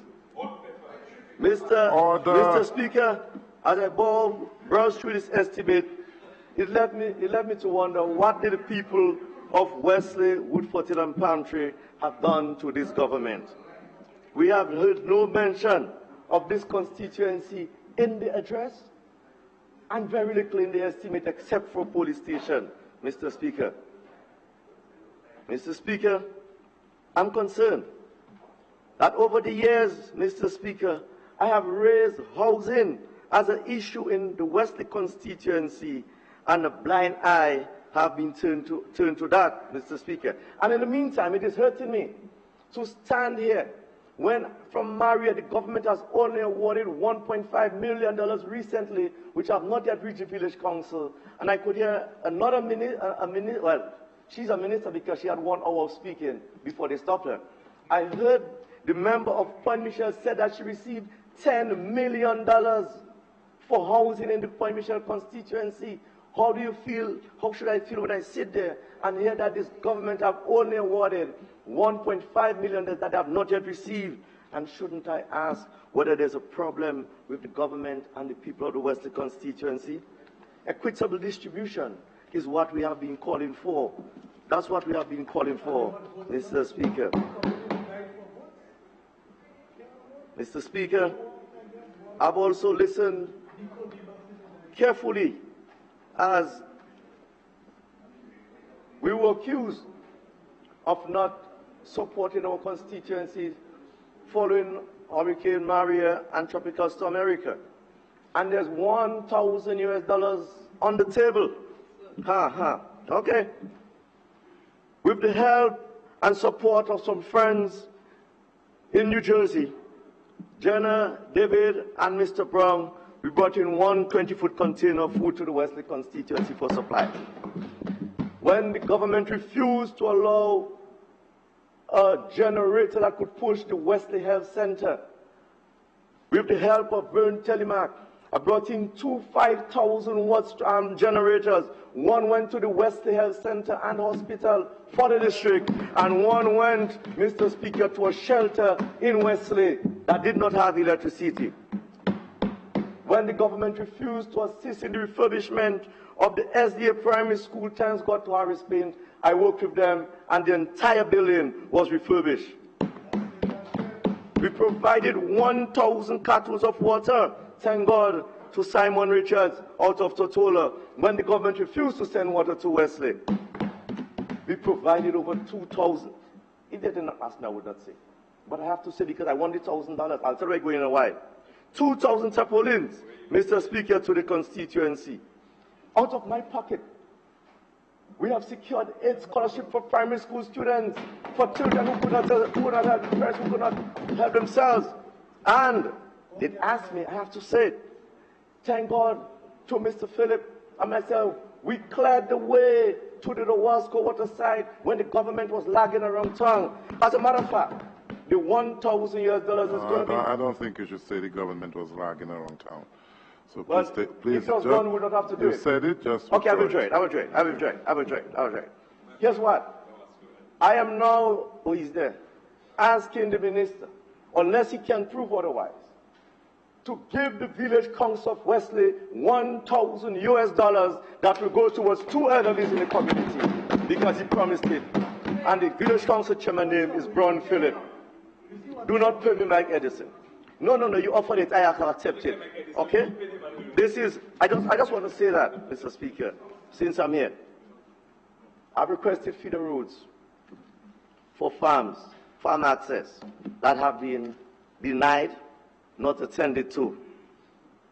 The farmers are still waiting for the distribution on the complaint forms back to them of the $18 million distribution fiasco in the agricultural sector. And they ask what we have been asking for. I've asked this government over the years to develop the tourism sites of the Pan Lake in Woodford Hill, the Woodford Hill Beach, and recommission the historic sites at Eden and Londonderry. Nada, nothing, Mr. Speaker, nothing at all. As you know, I've requested drainage for the Londonderry playing field. That is recorded as terminated. I've requested a cycling track from Cabana to Woodford Hill Beach. That, again, have been out. I've advocated for the building of a new preschool at the Woodford Hill. Thank God to a friendly donor who have decided to come forward and do it, and that was stopped by planning to date. 6 months now, we are asking them to please take a decision on this situation so the preschool can be continued. I've advocated to this government to proceed to complete the Northeast Comprehensive, which is over 10 years old. To no avail, Mr. Speaker, it is still incomplete. The people of the constituency have left to wonder, what have we done to this government? When we listen to the address and we look at the estimate, we're crying out for help. The Woodford Hill Primary School, which I saw complete in the estimate, let me just say that the grounds of the school are incomplete, the electricals are incomplete, the fencing is incomplete, and the plumbing is incomplete. We need, as a matter of fact, they're still on a shift system at the school. It is recorded as complete. I ask the government, please, I'm begging on behalf of the people of Woodford Hill, complete the compound, complete the institution so the children can go back to school. Well, Mr. Speaker, the United Workers' Party is on its way in, so there's hope. There's hope. Before this budget is done, Mr. Speaker, we will be there. We will be there. You don't need to beg so much to come on our side. We'll look at your application. The Wesley, Woodford Hill, Palmtree constituency is asking this government that within the short time in office, please see what they can do to assist the people of this constituency. However, you talk resilience. We are resilient people in Wesley, Woodford Hill, and Palmtree. We are independent. We are hardworking. And we have shown that we do not have the willingness to bow under pressure. And we have stood up. And I'm saying life will be better soon for the people of Wesley, Woodford Hill, and Palmtree. Madam Speaker, the Melvin Hall seawall is something that we cannot turn a blind eye to. Madam Speaker, once again, the overtopping of the Melvin Hall seawall is in another budget. It is moving towards provocation of the people, you know, Mr. Speaker. It is moving towards provocation of the people. That is pure provocation of a group of persons in any one community. To continue to do this, Mr. Speaker, with no action, this is not right. Mr. Speaker, the constituents have been faced with destruction of their vehicles and other properties in the face of the whole of Dominica, and nobody seems to care about this. You know, the sad thing is that this came as a result of the lengthening of the runway, and the people of the area still have not received any benefit out of the lengthening of that runway, Mr. Speaker. There have not been an opportunity for additional housing, not for transportation. A few people who are selling some bakes and Accra, they throw them out of the area. So we have received no benefit, but we are receiving the negative impact of this, Mr. Speaker. And I say, Mr. Speaker, that this cannot be right. In 2015, sitting the Minister of Roads at the time stated that he had $5 million, which would have been used by Public Works in the area to assist with the problem. 4 years later, the estimate dwindled to $1.5 million from $5 million without one stroke of work. Not one stroke of work. Who are you fooling? That is provocation, Mr. Speaker. This is provocation. You know, you ever heard this thing, Mr. Speaker? Because this 1.5 million is a joke, eh? You ever say, take it with a pinch of salt? I have learned to take everything this government says for a pound of salt. Everything for a pound of salt. Because nothing is becoming a reality. Nothing at all. Mr. Speaker, if you promised in 2015 to use $5 million, you could have at least use 1 million. Let us see something happening. Or maybe still come here and ask for the rest to get it done. But I could say at least something is being done. But when nothing is being done, it is hard. Because the people of that area are suffering. Mr. Speaker, let me say that when we get into office, we will visit the losses of the people in that area. We will seek to see what are the losses, and we will compensate them for the losses that have experienced, Mr. Speaker, because it cannot be right. It cannot be right that people could receive that extent of loss and absolutely no compensation for them, as if the property was just that of the state and it disappeared, so who cares? I ask this government, Mr. Speaker, I ask this government to reconsider the problem in Melville Hall. And the few months that they have remaining in office, please seek to start to address, at least, we know they will not compensate, but the overtopping problem, please see if they can start to address that overtopping issue in Melville Hall, because it is a problem and it continues to be a problem. In the constituency, Mr. Speaker, the Woodford Hill Pan Lake. I've been advocating for the development of that Pan Lake, and I'm wondering what is happening. This, I am convinced, will be a major income earner for the people of Woodford Hill. This government over the years have turned a total blind eye to that request. I met with the Minister, Mr. Minister of Tourism. I met with you and other officials. We discussed the project. Through the chair, please. You told me that the project was in your office, Mr. Minister. Member, you would, through the chair, please. Okay. Mr. Minister, Through the chair. Mr. Speaker, I'm going to stay tuned. But he must not tell me it's not true. He must not tell me it's not true. Because if he continues, I will let.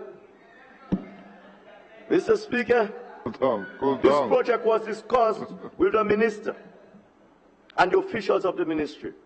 There were excuses after excuses and roadblocks after roadblocks. I am saying that the people of Woodford Hill are listening, but the United Workers' Party will deliver the Pan Lake within the first year in office.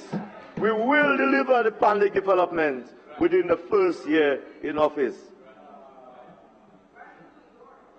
This, Mr. Speaker, the United Workers' Party, the only action that have been done in this Pan Lake from the 1990s was the acquisition of land by the United Workers' Party.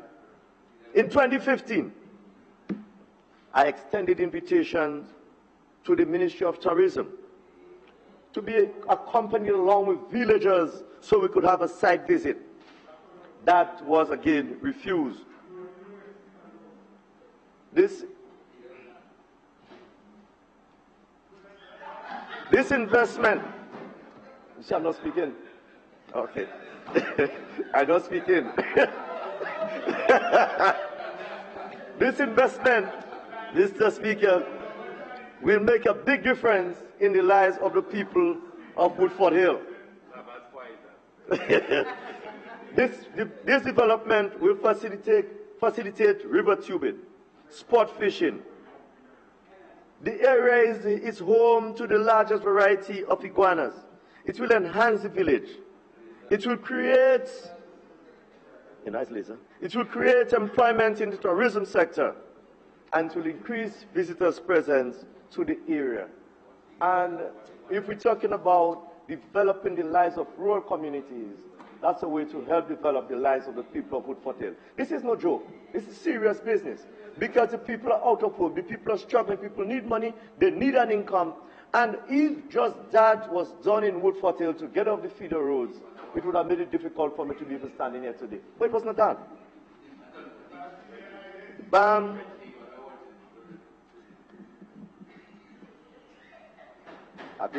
Oh, okay, you know they're not going to say anything. Okay. This program, the BAM program, affected the constituents of Wesley. This program was funded by the European Union, and the intention was to attend to feeder roads, tissue culture, plantlets, fertilizers, fungicides for the control of black sigatoka, and other support services. Mr. Speaker,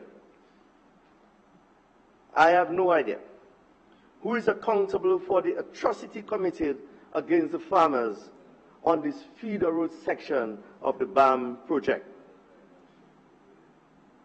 I think someone should answer. It has failed. it has failed miserably.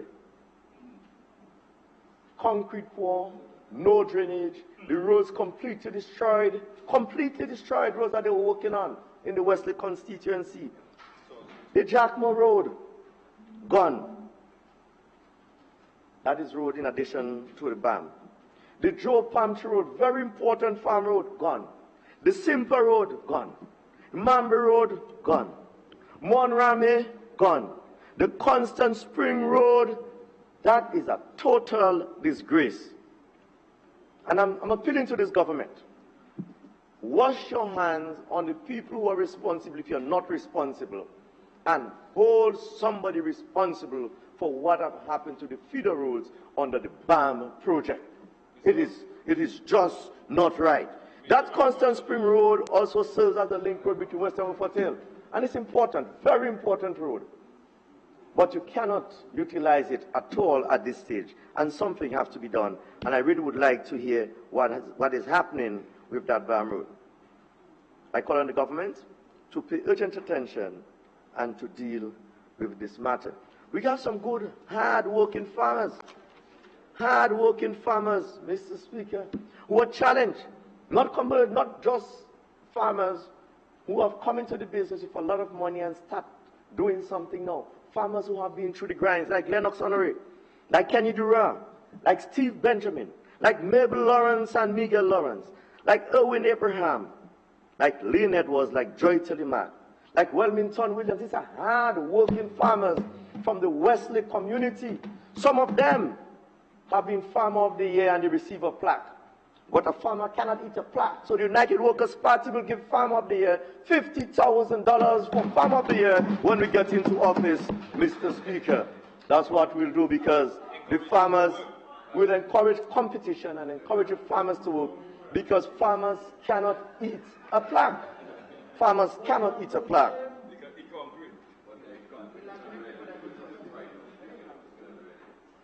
Mr. Speaker, based on this budgetary estimate for agriculture, I am almost at the point of concluding that this government has no interest in the growth and development of this sector.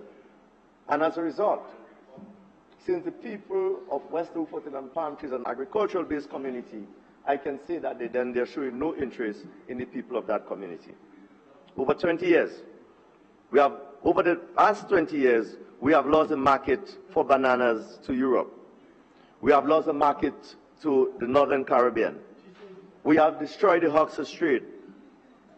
We have provided no support for boat owners carrying agricultural produce in the region. And if you don't believe me, ask Myrtle Africa, a prime example of someone who has suffered under the hands of the government.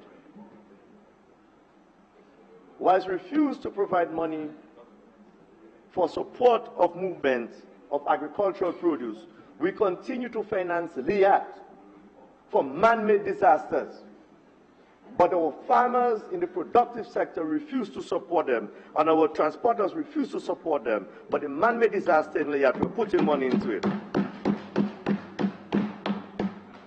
I call on this government to seriously look at assisting the farmers, poor, humble boat owners in Dominica, in getting back to the feet to move the agricultural produce out of Dominica. Our United Workers' Party will ensure that all small vessel owners who use small vessels to facilitate agricultural trade be placed back on the feet, while we secure and facilitate the too long-awaiting, fully equipped vessel which will be used for the transportation of agricultural produce and byproducts throughout the Caribbean, Mr. Speaker, and we will do that once and as soon as we get into office. How can any government be so callous about this industry, which was described by they themselves as being the live stream of the country's economy? I challenge this government, I challenge them, to show any other industry which has the capacity to uplift the lives of people in the rural district outside of agriculture. None. Mr. Speaker, this agriculture industry seems that it has been placed in a coma. by a chokehold applied by this government, and we ask them to release it. How on God earth are you expecting in 2019 to administer the Ministry of Agriculture without a serious research and development unit? That's, are you ready? Yes. Is that? Oh. How are you prepared to build a resilient sector? The United Workers' Party will ensure that we fully staff and equip a research center to establish support for the Ministry of Agriculture. We are running by guesswork if we don't have research. This is a ministry where we have changed the most ministers and permanent secretaries over the last 20 years. Obviously, it is going to be a mistake. So that it's even difficult to blame a minister, because we have just been changing ministers in the ministry. And no doubt, and we can well see why less than 3% of this budget have been placed. Yes.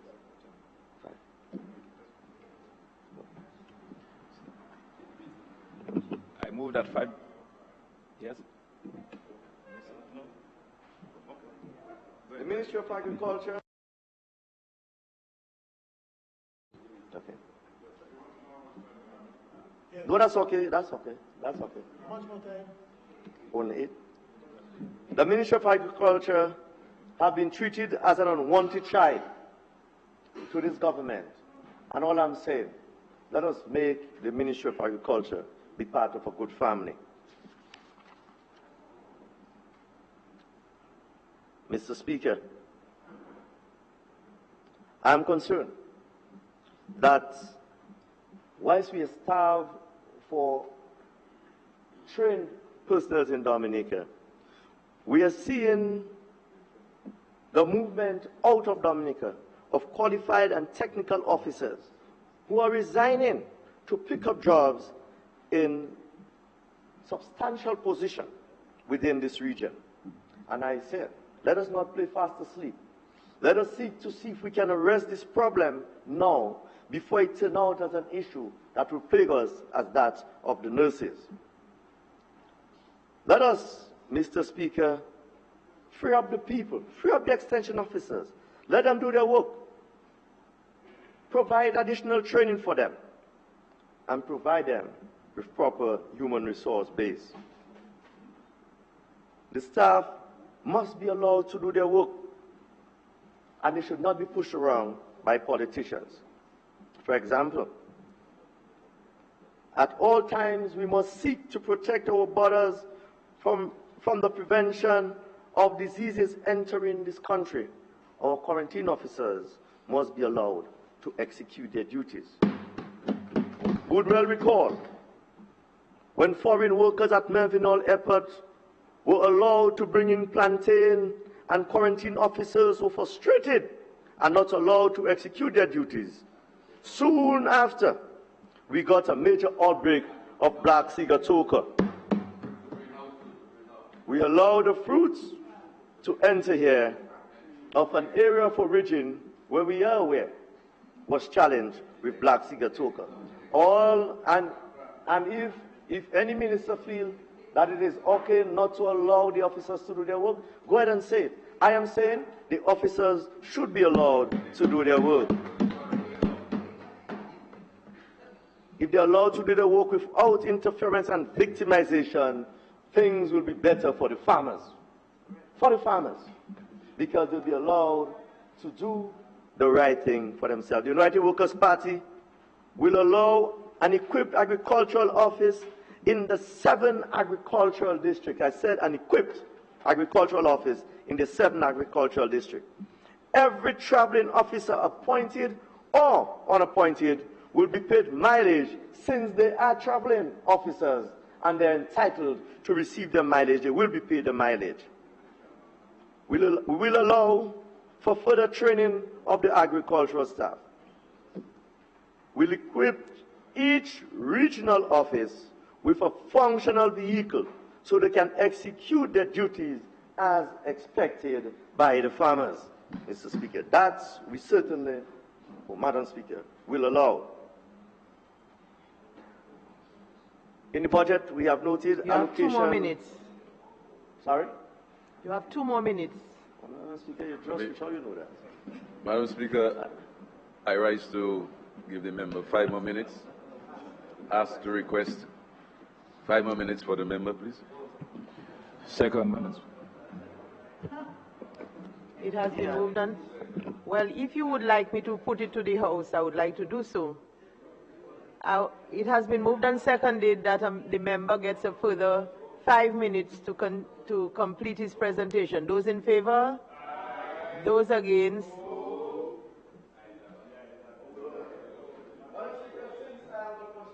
I have a passion for our parrots. Our parrots. Madam Speaker, our parrot has transferred ministries. So the PS who got rid of our parrots is not the one who retrieved our parrots. Madam Speaker, I have noticed that our parrots, that there was an amount allocated for amphibian breeding. Our Cicero and Jaco parrots disappeared from Dominica in the dark of night in 2018 April, according to the official for captive breeding. To date, the poor people of Dominica are still wondering about the fate of the parrots. These are our national birds. Rumors are that they're in Germany. We call on this government to return our parrots and all of their offspring breeding during the time that they were out. If we are so, and have been so concerned about the endangerment of our national bird, what have we put in place since Maria to ensure that the lives of the other endangered livestock species are safe? What have we done? It was only the parrot. We almost have more parrot than people in Dominica right now. Every turn is parrot. And we're talking about... Your time is up. Madam Speaker, I want to just... Your time is up. Madam Speaker, just... It was 2 minutes, it wasn't 10 minutes. You're always misleading each other and yourselves.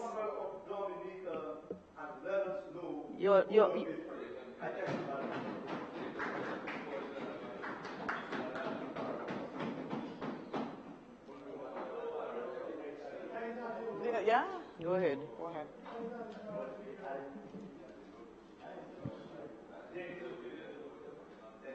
Thank you, Madam Speaker.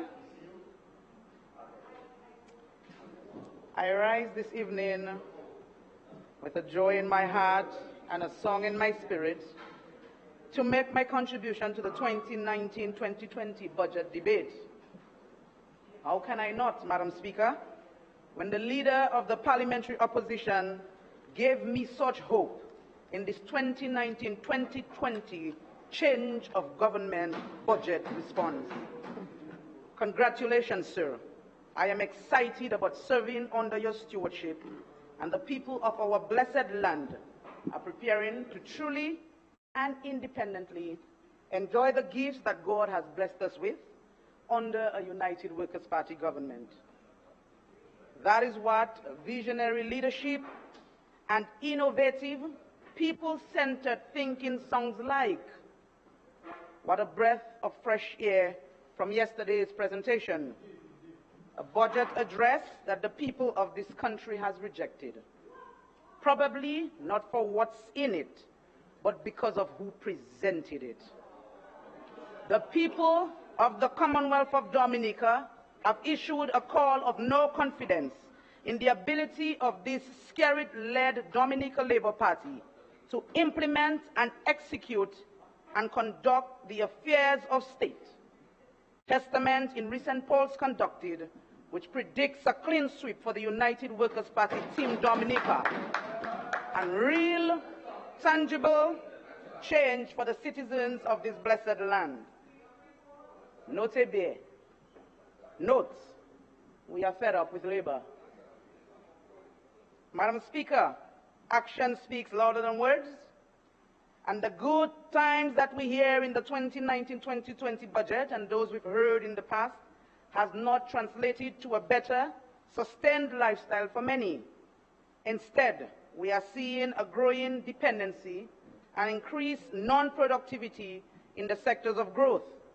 It is madness for you to believe that your methods are working when more and more the residents of this country are dependent on government handout, and our social responsibility to care for the vulnerable among us are increasing in leaps and bounds. There is rising youth unemployment and underemployment. Many young people have relocated to neighboring islands and are doing well. We have and continue to fail in improving our greatest resource, our human resource. You and I both know, Madam Speaker, that in the long term, this nanny method of leadership won't work, and so that is why we welcome the intervention and timely plans of the United Workers' Party, as outlined by the Honorable Leader of the Opposition. Plans to grow the economy and to better the lives of all of our citizens when the sun rises after this upcoming election and the United Workers' Party takes office. We've heard the tales in the past budgets, past Independence Day addresses, and I'm happy to say from all reports that the people of Dominica finally understands that in order for Dominica and all of us to realize our fullest potential, political change is necessary. This Dominica-led Skerrit administration is tired and must be retired. There are aspects, Madam Speaker, of this budget that must and will be adopted, and we give the people of Dominica the assurance that we will be objective, understanding any good in what was left by the Dominica Labour Party, enhancing and aligning them to our growth and development strategy. We will never abandon anything that benefits the people of this country. In fact, that would be counterproductive to our development. Madam Speaker, we will not be petty and political when dealing with the affairs of state. That is not what good governments do. They pick up the pieces and keep moving forward. Again, programs started under the incumbent Dominica Labour Party, once aligned with national development and are to the benefit of the people of this country, will be continued. The Yes We Care, the Yes We Care will be transformed into nursing homes and elderly care facilities that gives a 24/7 care to our citizens of age. It will provide much needed employment opportunities for those trained as nurses aid, elderly care aid, and for retired nurses with the health, skill, and ability to continue giving back. In the land that boasts of the oldest living human being, we have never explored the possibilities of retirement homes for thousands seeking to relocate and live out their twilight years in peace and tranquility, surrounded by good air, good food, and fresh water. And this is where the United Workers' Party government is willing to take our country, down a path of realistic possibilities and not on no joyride on electric cars. I want to reiterate the increase of the elderly stipend to $500 because we well understand and appreciate that everything gone up and $300 just won't cut it.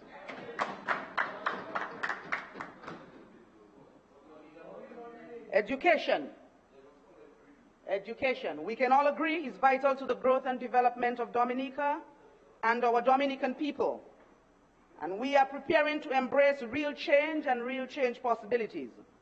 A review of the universal education system is necessary recognizing that in order for our Dominica to work for all of us, we must be honest that there are many that are not academically inclined in our society. But these many are so skilled in areas of art, music, and other non-conventional academically inclined professions that vital to their success is our recognition of their strengths and the necessary interventions employed to guarantee their future successes. He may not be able to read, but he may be the next Bolt. She may be dyslexic, but she may be the next Michael Henderson. We cannot commit those who have underperformed academically boxed in, but we must dream with them and ensure their dreams becomes reality. We will develop the music, skills, art, and dance industries to the benefit of those who seek to take advantage of careers in these areas. In that vein, we welcome a School of Hospitality. I know many of my former Clare Harbor colleagues who will make fine lecturers and professors there. I am an advocate for excellent customer service and firmly believe that it sets the tone for any business, and that includes our tourism product. Our success as a country to attract, keep, and encourage visitors. Good service, however, works from the top down, and too often we have seen the incumbent drop the ball on ensuring that our product, our island home, is spotlessly enticing as it can possibly be. We must restore the good name of Dominica and restore the international community's faith in our leadership. We have strayed from strengthening our democracy by failure of government to give electoral reform. We have been negligent and showed poor judgment in the issuance of our diplomatic passports, allowing not one, not two, not three, but over 10 holders of our diplomatic passports to be individuals of questionable character. Make no bones about this. The world is looking and is very disturbed. The Honorable Minister for Trade, Ian Douglas, alluded to the fact that we must always be ambassadors when we leave our shores. I seek to inform him that in the age of information and technology, nothing hides. The world knows all, the world sees all, and so a good ambassador is not one who hides truth, but one who exposes lies. How does one take full advantage of what we offer when it is so difficult to get to Dominica? The international airport is still coming. We are the envy of the OECS in terms of resources and potential, but we have had leaders for the past 20 years finding one excuse or another for restricting our growth. How does a land of so many waterways not boast of one water park? How does a land of so much arable land, yet untilled, not boast of being the food basket of the OECS? Madam Speaker, on a point of order, while I don't have no difficulty in the member reading her speech, but I think she should seek the permission of the chair before doing so, Madam Speaker. So let tell the House that she would like permission to read what was written for her.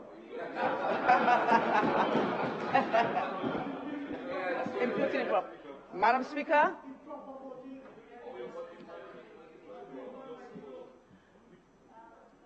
Please, you up to now you haven't.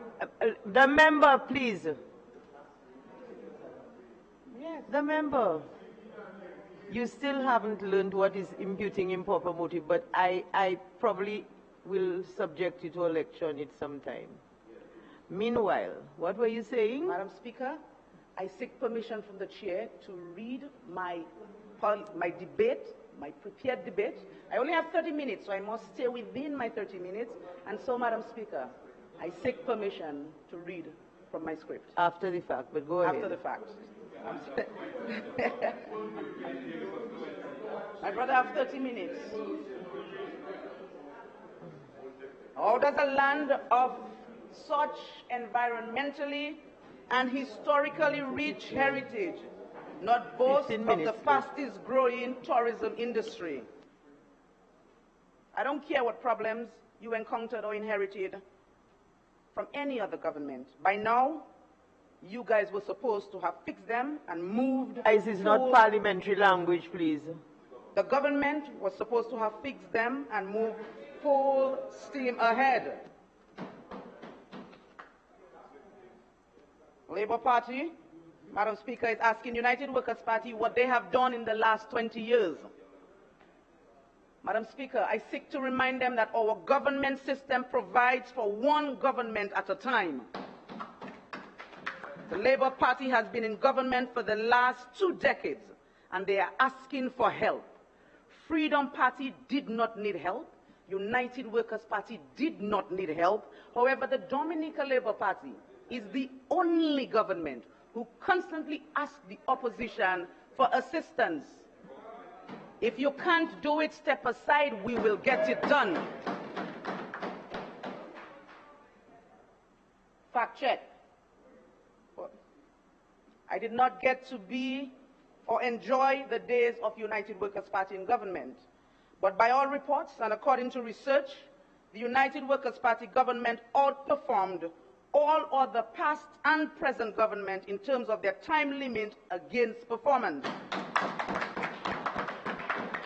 Capital expenditures by the United Workers' Party included the Petit Savan, Fab, Jimmy Warner and Penville roads, Bafested, Belfast, White River and Castlebrooks bridges, the Grand Bay, Castlebrooks Northeast Comprehensive School and 13 classrooms on the PSS, renovation and construction of health centers, fully funded the public works for the maintenance of all main and feeder roads, begun the school book program and school busing program, increased scholarship from 1 to 6 for top students from the college, 96 million for investment in the agricultural industry, 20 million investment in the Dominica Rural Enterprise Project, airport development plans and purchase of lands for the airport project,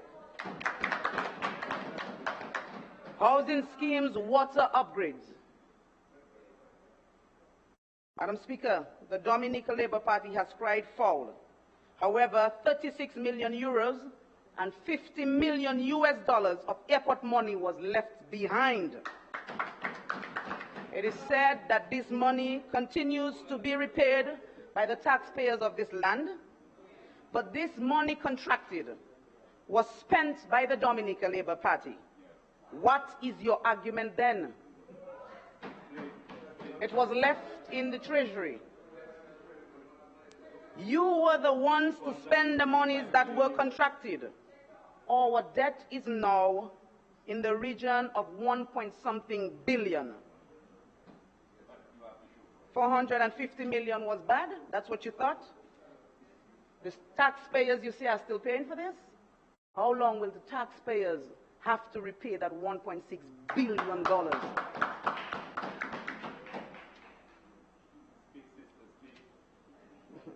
Madam Speaker, the Hillsborough to Pocasset Road has once again resurfaced in another budget. If memory serves me right, this is the 3rd time. We have seen the markings laid and the surveyors deployed on more than one occasion. The United Workers' Party recognizes the significant contribution that this major road artery played in mobility into the interior of the island, as well as the economic impact that it held for the people of the St. Joseph constituency. We are serious about farming. We are serious about creating employment opportunities. We are serious about restoring livelihoods, and we are passionate about the possibilities in an agronomy which we will move speedily to rehabilitate this road, understanding and appreciating the economic value to the constituents and the country by extension, as we are all aware that the Layo Valley area may have some of the most fertile lands in Dominica. It is the neglect of important infrastructure that yields productivity that has us in the predicament we are in. Today, we are importing more than we are exporting. Indeed, we can further attribute this neglect to the increase in non-communicable diseases, increase in the number of recorded deaths as a result. Too few of us now grow what we eat and eat what we grow. Let's quickly set the records straight on friends of any state. Not the People's Republic of China, nor the World Bank, or any other institution of state will abandon our sovereign state of the Commonwealth of Dominica after the Dominica Labour Party is voted out of office. In fact, we expect to see greater alliances formed and more friends attracted as our good name is cleared in the international community. And doing business here becomes cheaper and more profitable. There was a Dominica before Roosevelt's Skerrit, and there will be the Commonwealth of Dominica after Roosevelt's Skerrit. One moment, please.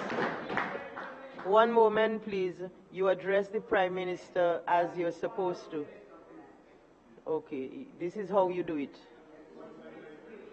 When you write your speech, you must put it in so you can say it.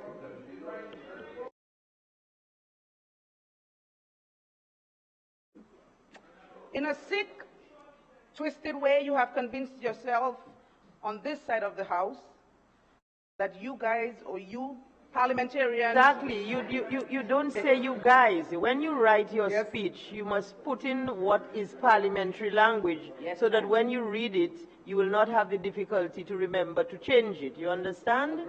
Okay.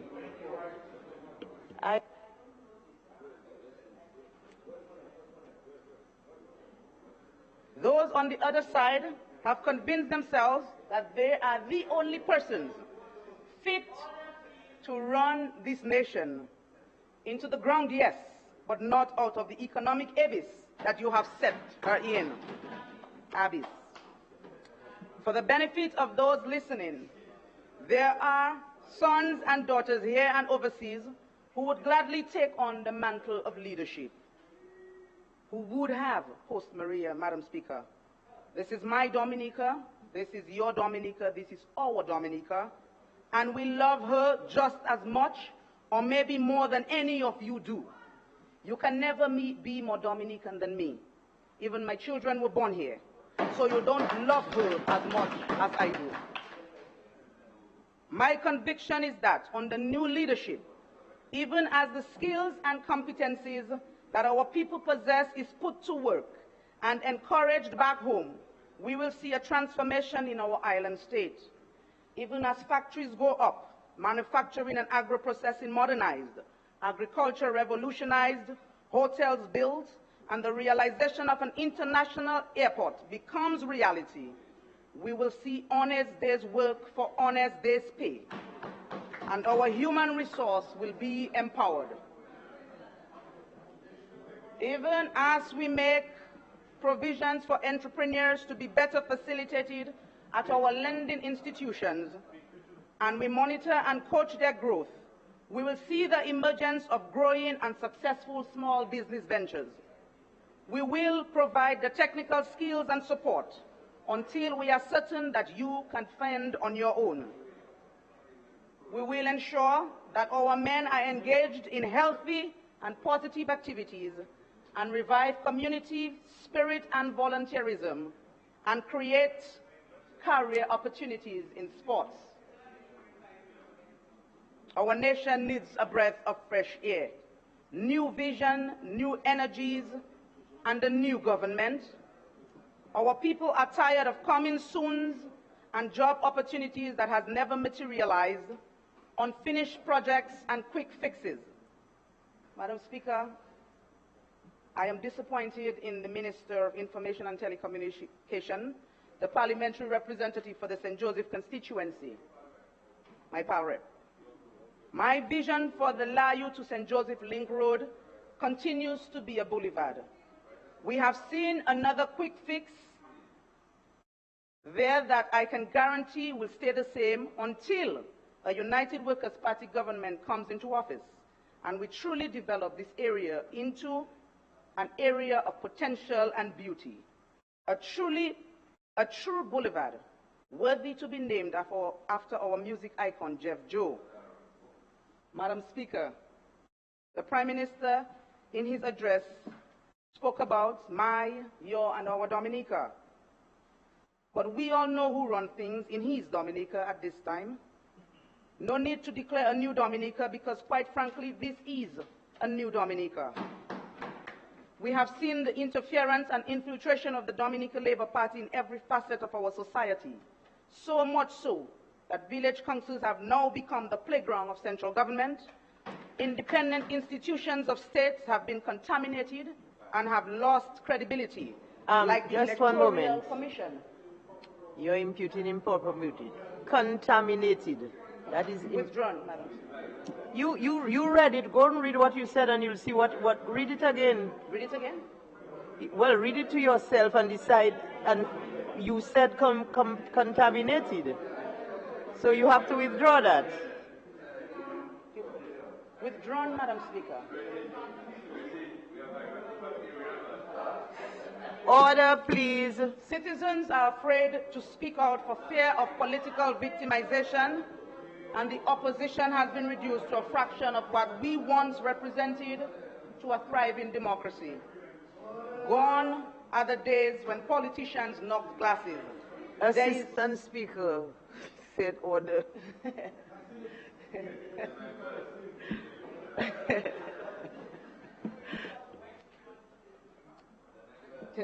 There is division and hate and a stifling of independent thought.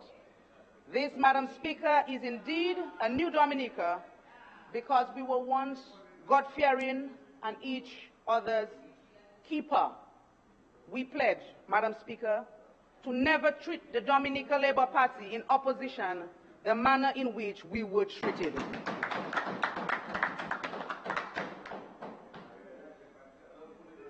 You have 4 minutes left. Yes, Madam Speaker.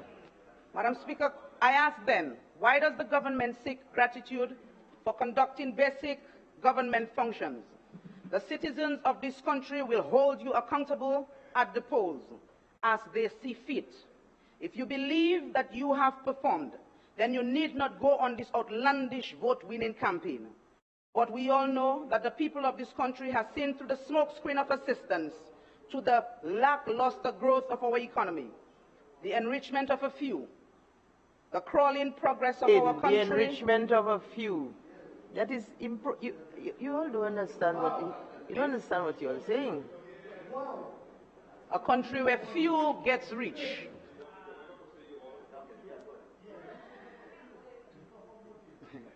The crawling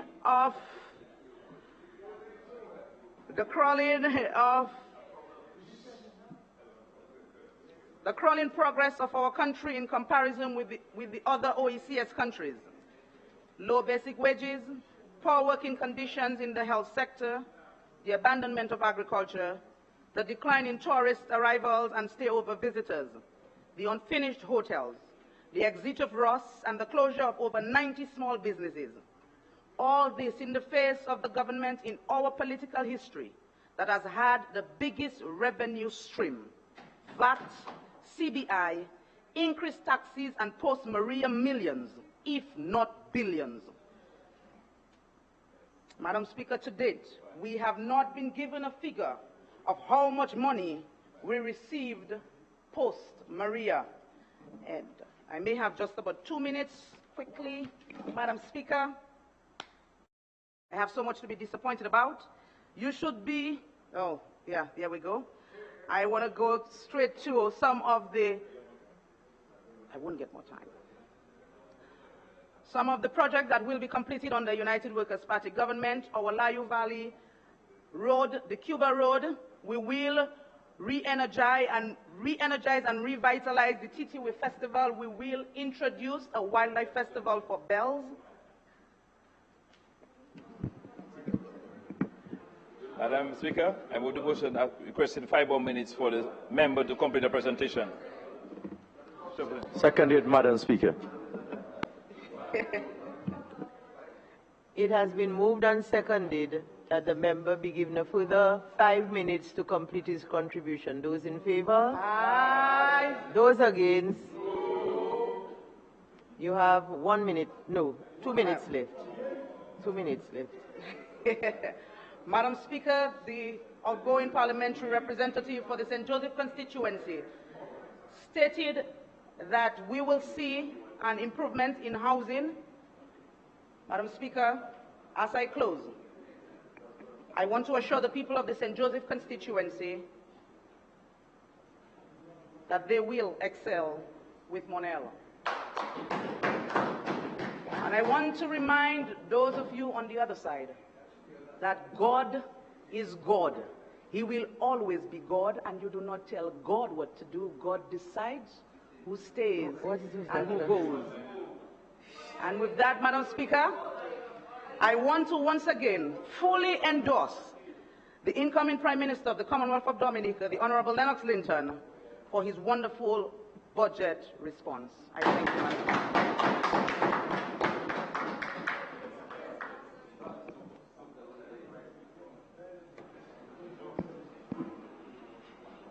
Madam Speaker, Red. I rise to make a very brief contribution to the debate on the 2019-2020 national budget.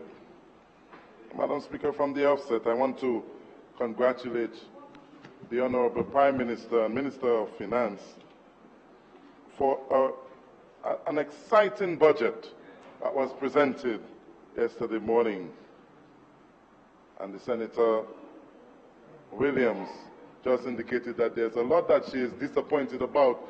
But I must say that the Dominican people are rather excited about what was presented yesterday. Madam Speaker, I personally am delighted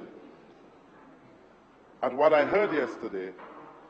Dominica now stands shoulder to shoulder with several of its Caribbean counterparts and many other countries in the region as a billion-dollar economy, the largest budget presented in Dominica's history. Isn't that something to be excited about, Madam Speaker? And sometimes we preach doom and gloom about our country, not realizing that this country is all that we have.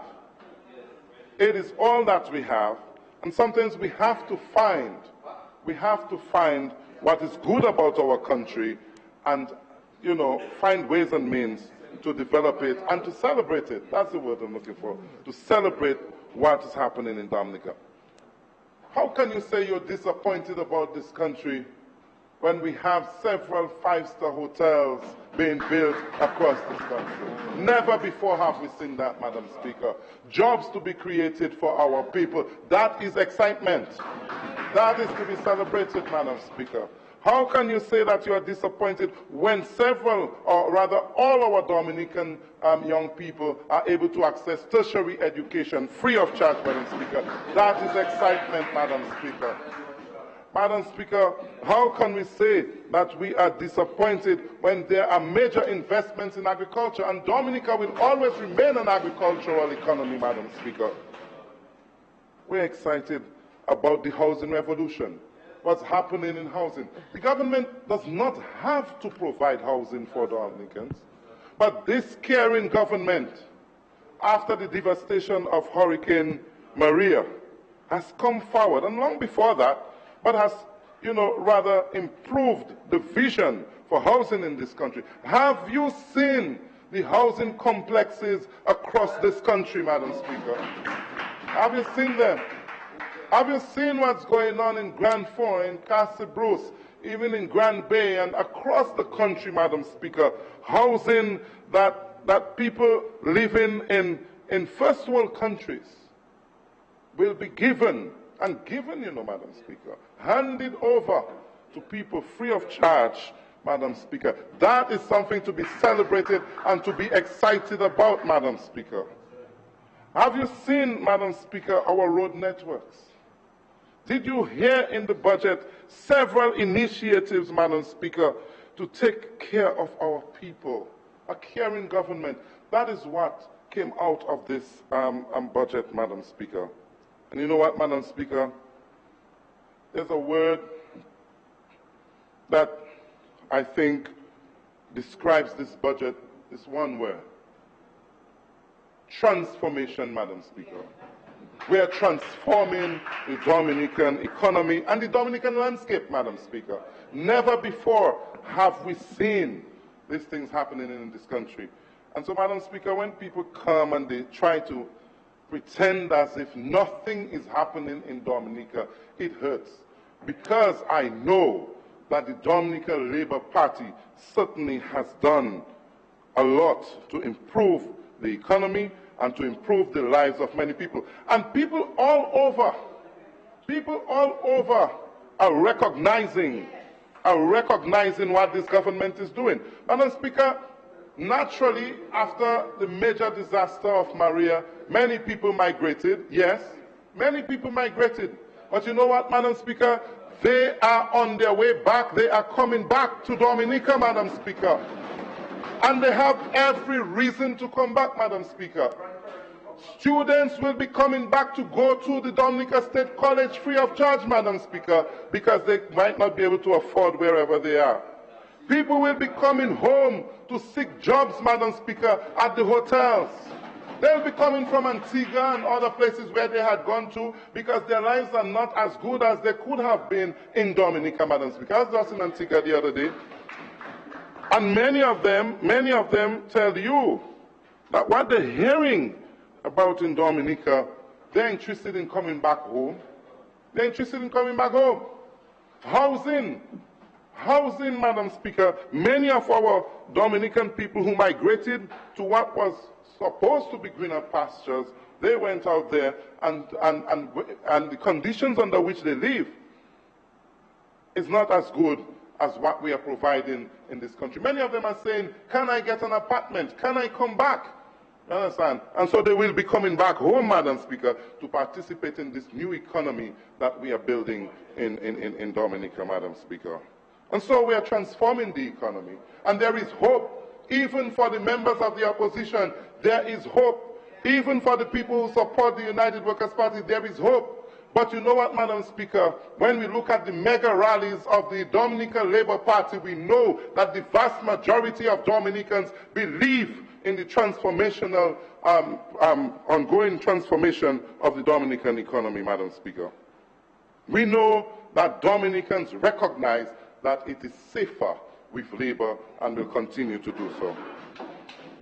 Madam Speaker, I know that there is always room for improvement. There is always room for improvement. No government can address all the problems that a country has. Rome was not built in a day. And so to come here and to believe that every problem that exists in this country can be solved at any one time is really ridiculous, Madam Speaker. So it is important for us to understand very clearly that the Dominican Labour Party inherited a country that was on major decline. Major decline. And it took more than 300 years of Dominican history to build the economy as it was up to 1995. The United Workers' Party came into government. They did whatever they did, and we found ourselves in an economic precipice. Madam Speaker, it has taken the Dominican Labour Party the last 20 years to rebuild an economy that was first built over 300 years, Madam Speaker. Building an economy is not an easy thing. It is not by magic that you build an economy. Today we are celebrating 9% growth in the economy, Madam Speaker. A $1 billion economy, Madam Speaker. That did not happen overnight. That happened because of prudent management and because of strategic investment by this government, Madam Speaker. And the Dominican people know it. The important thing is that the Dominican people know it. The Dominican people have experienced it. The Dominican people will never forget what happened when the United Workers' Party was at the reins in this country, Madam Speaker. And so that is why I know very clearly, I can see clearly now, Madam Speaker, that the Dominica Labour Party is well on its way to another victory, Madam Speaker, because of the work that the Dominica Labour Party has done over the many years that we have spent in government. Oh yes, the Dominica Labour Party, and I feel it in my heart, because I know that really and truly, many of the social programs that we have developed have really and truly touched the lives of people in so many important ways, Madam Speaker. In so many important ways. Today, I hear the members of the United Workers' Party applauding some of the social programs that they had criticized in the past, Madam Speaker. You have got to ensure that you really tell the story that you want to tell. Do not try to build up on what we have done so that you say now that you appreciate it. But why did you criticize it? Why didn't you see? Why didn't you see before how important it was to provide $300 for our seniors?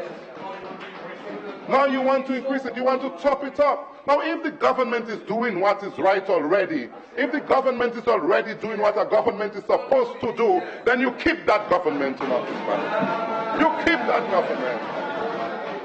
Because the government is already doing what the government is supposed to do. Don't come here and try to top it up and believe that that will win you political experience, Madam Speaker. No, absolutely not. We are already doing it, and so therefore Dominicans will keep us doing it so that the work can continue, Madam Speaker. The work has to continue, Madam Speaker. And so, Madam Speaker, you know, I don't know. I don't know why we really had to debate this budget. I really do not know. When I sat there and I listened in awe to the many things that were presented for the benefit of this country. And to come here, really, and to try and let Dominicans believe that nothing is happening is really, really, really not right. It is not right at all. Because we know clearly that when Prime Minister Roosevelt Skerrit promises something, we have seen it in the past, it will come to pass, Madam Speaker. We know that.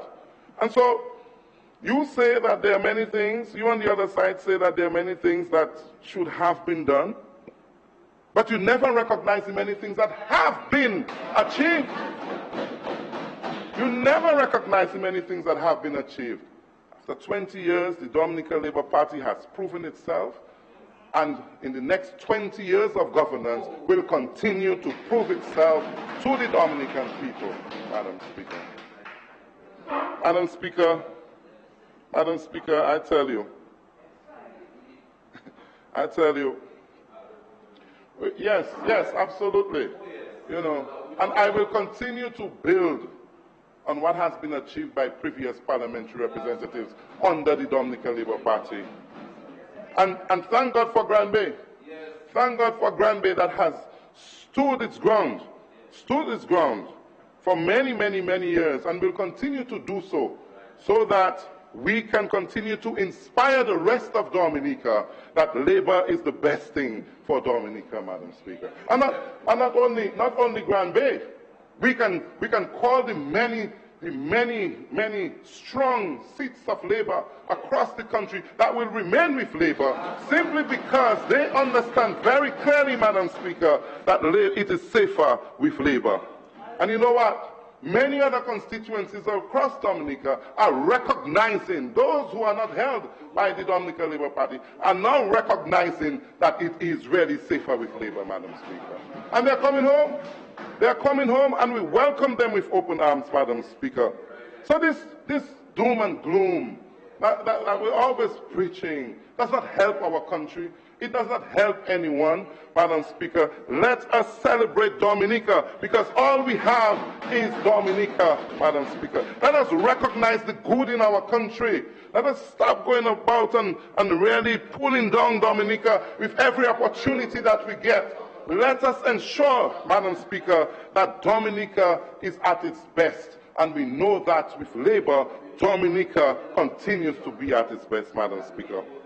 Madam Speaker, I did not want to spend too much time on the national budget, because I think, the Prime Minister has made the case. He has made the case, and several speakers before me on this side have also made the case. But I want to spend a little time talking about what we're doing in the Grand Bay constituency, Madam Speaker. Madam Speaker, as I said, this is a transformational budget. And there are many opportunities that we can really look at for the development of our people. And I want to say to you that we have already begun the process of transforming Granby and transforming the south of the country. And I look forward to working with Dr. Daru and Denise and others. As a matter of fact, the member for the Soufriere constituency and the member for the Pidissavan constituency, as we move forward in a southern alliance, a force to move the south, Madam Speaker. I have begun the first ever Dominica Youth Business Trust Community Outreach. And what that is, Madam Speaker, usually the DYBT, as we call it, would conduct its training for potential young entrepreneurs in Roseau. I invited the DYBT to come to Grand Bay, and they are now conducting a training for 40 young entrepreneurs in the Grand Bay constituency, Madam Speaker. First place ever that they have moved out of Roseau. And these 40 young entrepreneurs have stuck with the program. And can you imagine, Madam Speaker, the potential for small business development in the Grand Bay community? I've always known Grand Bay to thrive on small business development. And so now we have even better potential with the small business unit to ensure that these young people, and Madam Speaker, a variety of business ideas have come up. You have young people who are interested in developing banisters, a banister factory, Madam Speaker, leather craft, juicing, fish packaging, tea bags, exotic oils, a whole range of entrepreneurial ideas coming from these young people. I was amazed myself, and we have to get ready to support them to ensure that they can employ themselves and they can also employ their peers, Madam Speaker, and create jobs in the community. Madam Speaker, we will also be developing the Geneva playing field as a mini stadium for the south of the country. It's one of the best playing facilities in the country, and the Geneva River inundated the playing field during Maria and also during Erica, so there is need to drain that playing field properly, and so we have already secured funding from the DFA to do so. But in this year's budget, there's also money to continue the rehabilitation of the Geneva playing field. And so, we will work with central government to ensure that we can not just develop the field itself, but the perimeter of the field can also be developed into a mini stadium with sitting facilities and pavilions. That is very, very important for us to do so that we can, capitalize on sports tourism and other activities that can be hosted in that area. We will also be participating in the new initiative by the government to build a number of community roads. Now, the government, as you heard, has already secured mixer trucks, and a large quantity of cement. We have already submitted a list of over 25 community roads to be completed and also to be constructed throughout the constituency. Now, Madam Speaker, that will create temporary employment for a number of persons, and it will, of course, enhance the ambience of the community in several areas so that we can now ensure greater movement throughout the community and, of course, provide, better access to homes and to lands that can become more productive in the area. So that, again, is an important initiative by the government, Madam Speaker. Madam Speaker, we're seeing the development of the Grand Bay Youth Center, the renovation of the Grand Bay Youth Center, and also the Grand Bay Community Center. These have served as hurricane shelters in the past, but they also had their other functions. Of course, they were destroyed or damaged by the hurricane, and so it is important now for us to renovate this area so that they can continue to serve our community. And we're building bigger and better and stronger and more resilient, Madam Speaker. And so these facilities will be retrofitted with solar panels so that we can take advantage of green energy, and also to ensure that they have water storage facilities and so on, so that they are better facilities serving our residents and ensuring that we can help in the building of a resilient nation, Madam Speaker. Madam Speaker, the Grand Bay Primary School is also up for renovation, and thanks to the Canadian government providing the funding for that. The school was originally built by the Canadian government back in 1971, and now again the Canadian government has come to our aid to rebuild that school, which was severely damaged by Maria. But at that school, there will be a lot of space even after the students return to the school. And so it is important for us to consider vocational training, Madam Speaker, for members of the community. And I'm also very excited about the possibility of the PHL Secondary School becoming a satellite of the Dominica State College, so that people can go back to school and can access tertiary education, Madam Speaker. Madam Speaker, we have also a number of areas where our people continue to benefit. I was very excited about the removal of VAT on a number of essential goods that serve our people, especially for the elderly and also for our kids. This is very, very important because we have a number of elderly folks in particular in the Grand Bay community who are dependent on Pampers, adult Pampers. And many of the families, find it a bit expensive to purchase these Pampers. And I know that, from last night, a number of people called me and said they're so excited about that. And that is something that we really appreciate that the government has come forward to put together. Madam Speaker, the Meacham Bridge has been one of these facilities that we have looked forward to many times. When there is flooding after heavy rains, Grand Bay is cut off from the rest of Dominica, and so we look forward to working with the government to ensure that the Meacham Bridge becomes a reality and that the people of the South can really continue to access the rest of the country, even if there is inclement weather, Madam Speaker. Madam Speaker,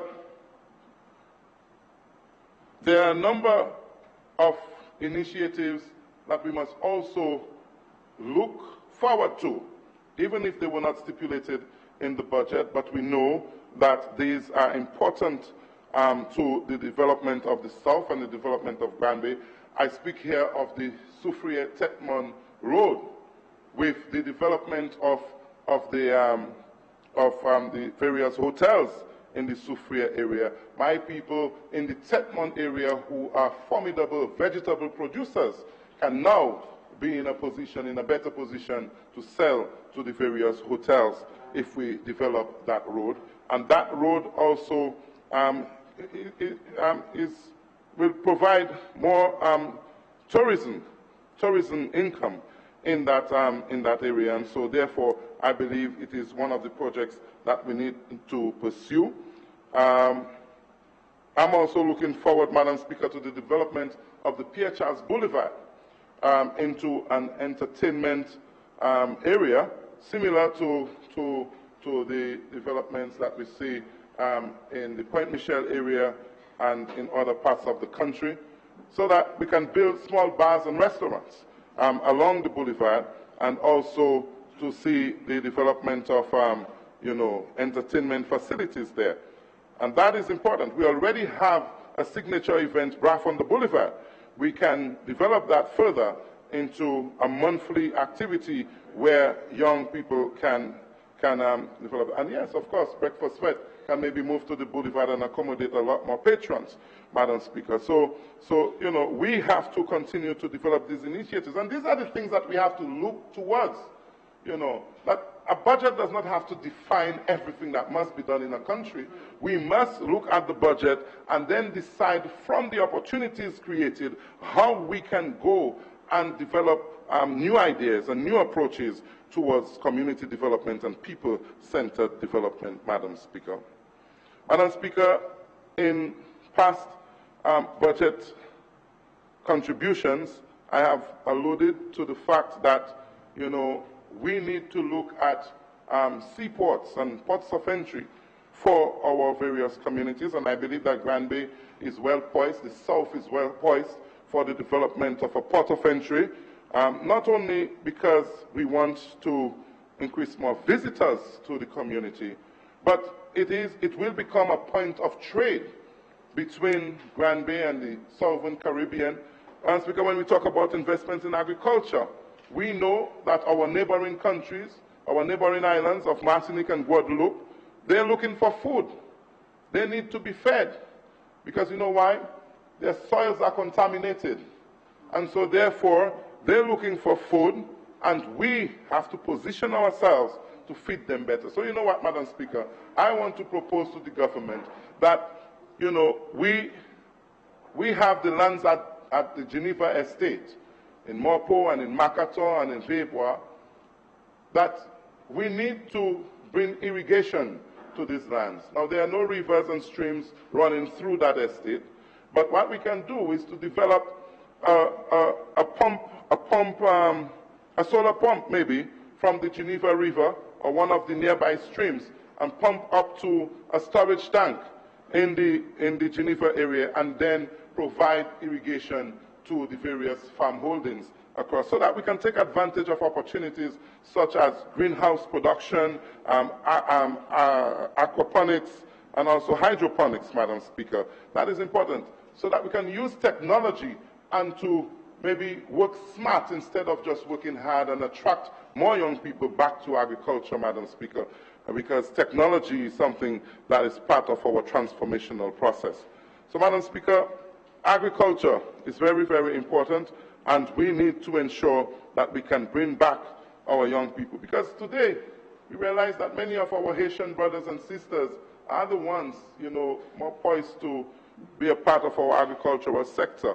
Our people have to return to agriculture and to ensure that we can embrace the opportunities that are there. There are many opportunities in agriculture. Many, many opportunities in agriculture. There is money to be made in agriculture, Madam Speaker. And I was happy that the Prime Minister, said that there are a number of young professionals who are turning to agriculture as a second income. We have to make agriculture as attractive as possible, that it will provide the jobs that we need in the economy, Madam Speaker. And I believe that we have every potential to do that. We need to find new cultivars, new crops that can be grown in Dominica, and exotic fruits, that can be grown. If we have all of these hotels coming up, you know, that there are a number of exotic fruits that they enjoy. And so therefore, you know, our tourists can participate effectively in ensuring that our agricultural economy is buoyant and continues to contribute to our GDP, Madam Speaker. Madam Speaker, that's okay, Madam Speaker. No, I don't have time. So, Madam Speaker, I just want to say, in conclusion, that the Dominica Labour Party, Madam Speaker, the party that I belong to, the party that I am a member of, the party that I have had the privilege to serve, continues to serve the people of this country with dignity. The Dominica Labour Party continues prudent management in government. The Dominica Labour Party has brought stability to the Dominican economy. The Dominica Labour Party is ready for the transformation that will define the future of Dominica, and that we all must buy into the new strategies for growth and development in this country. And so I want to say to Dominicans that trust in Prime Minister Roosevelt Skerrit is something that you can rely upon. The Prime Minister over the years has been a steady captain, steering the ship and leading us to prosperity. The international airport is coming. It is actually right there at our doorsteps, Madam Speaker. It will transform, it will further transform our economy and our country. It will further transform our landscape. Madam Speaker, we just have to ensure that we understand the opportunities that are available in this budget. $1 billion economy. $1 billion economy, Madam Speaker. We have the opportunity now to ensure that we all can participate effectively in a new Dominica that is built by each and every one of us. It does not have to be that we are on different sides of the aisle. All of us are Dominicans. All of us can participate. Let us come together and ensure that this Dominica that we are building redounds to the benefit, the collective benefit of all of us. So, Madam Speaker, I throw my full support behind the 2019-2020 national budget. Thank you very much.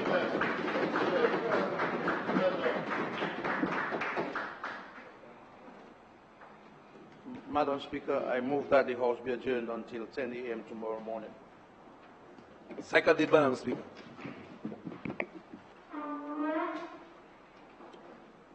It has been moved and seconded that this Honorable House be adjourned until 10 a.m. tomorrow morning. Those in favor? Aye. Those against? The ayes have it. This Honorable House, you prefer 7, do you? This Honorable House stands adjourned until 10 a.m. tomorrow morning. Speaker.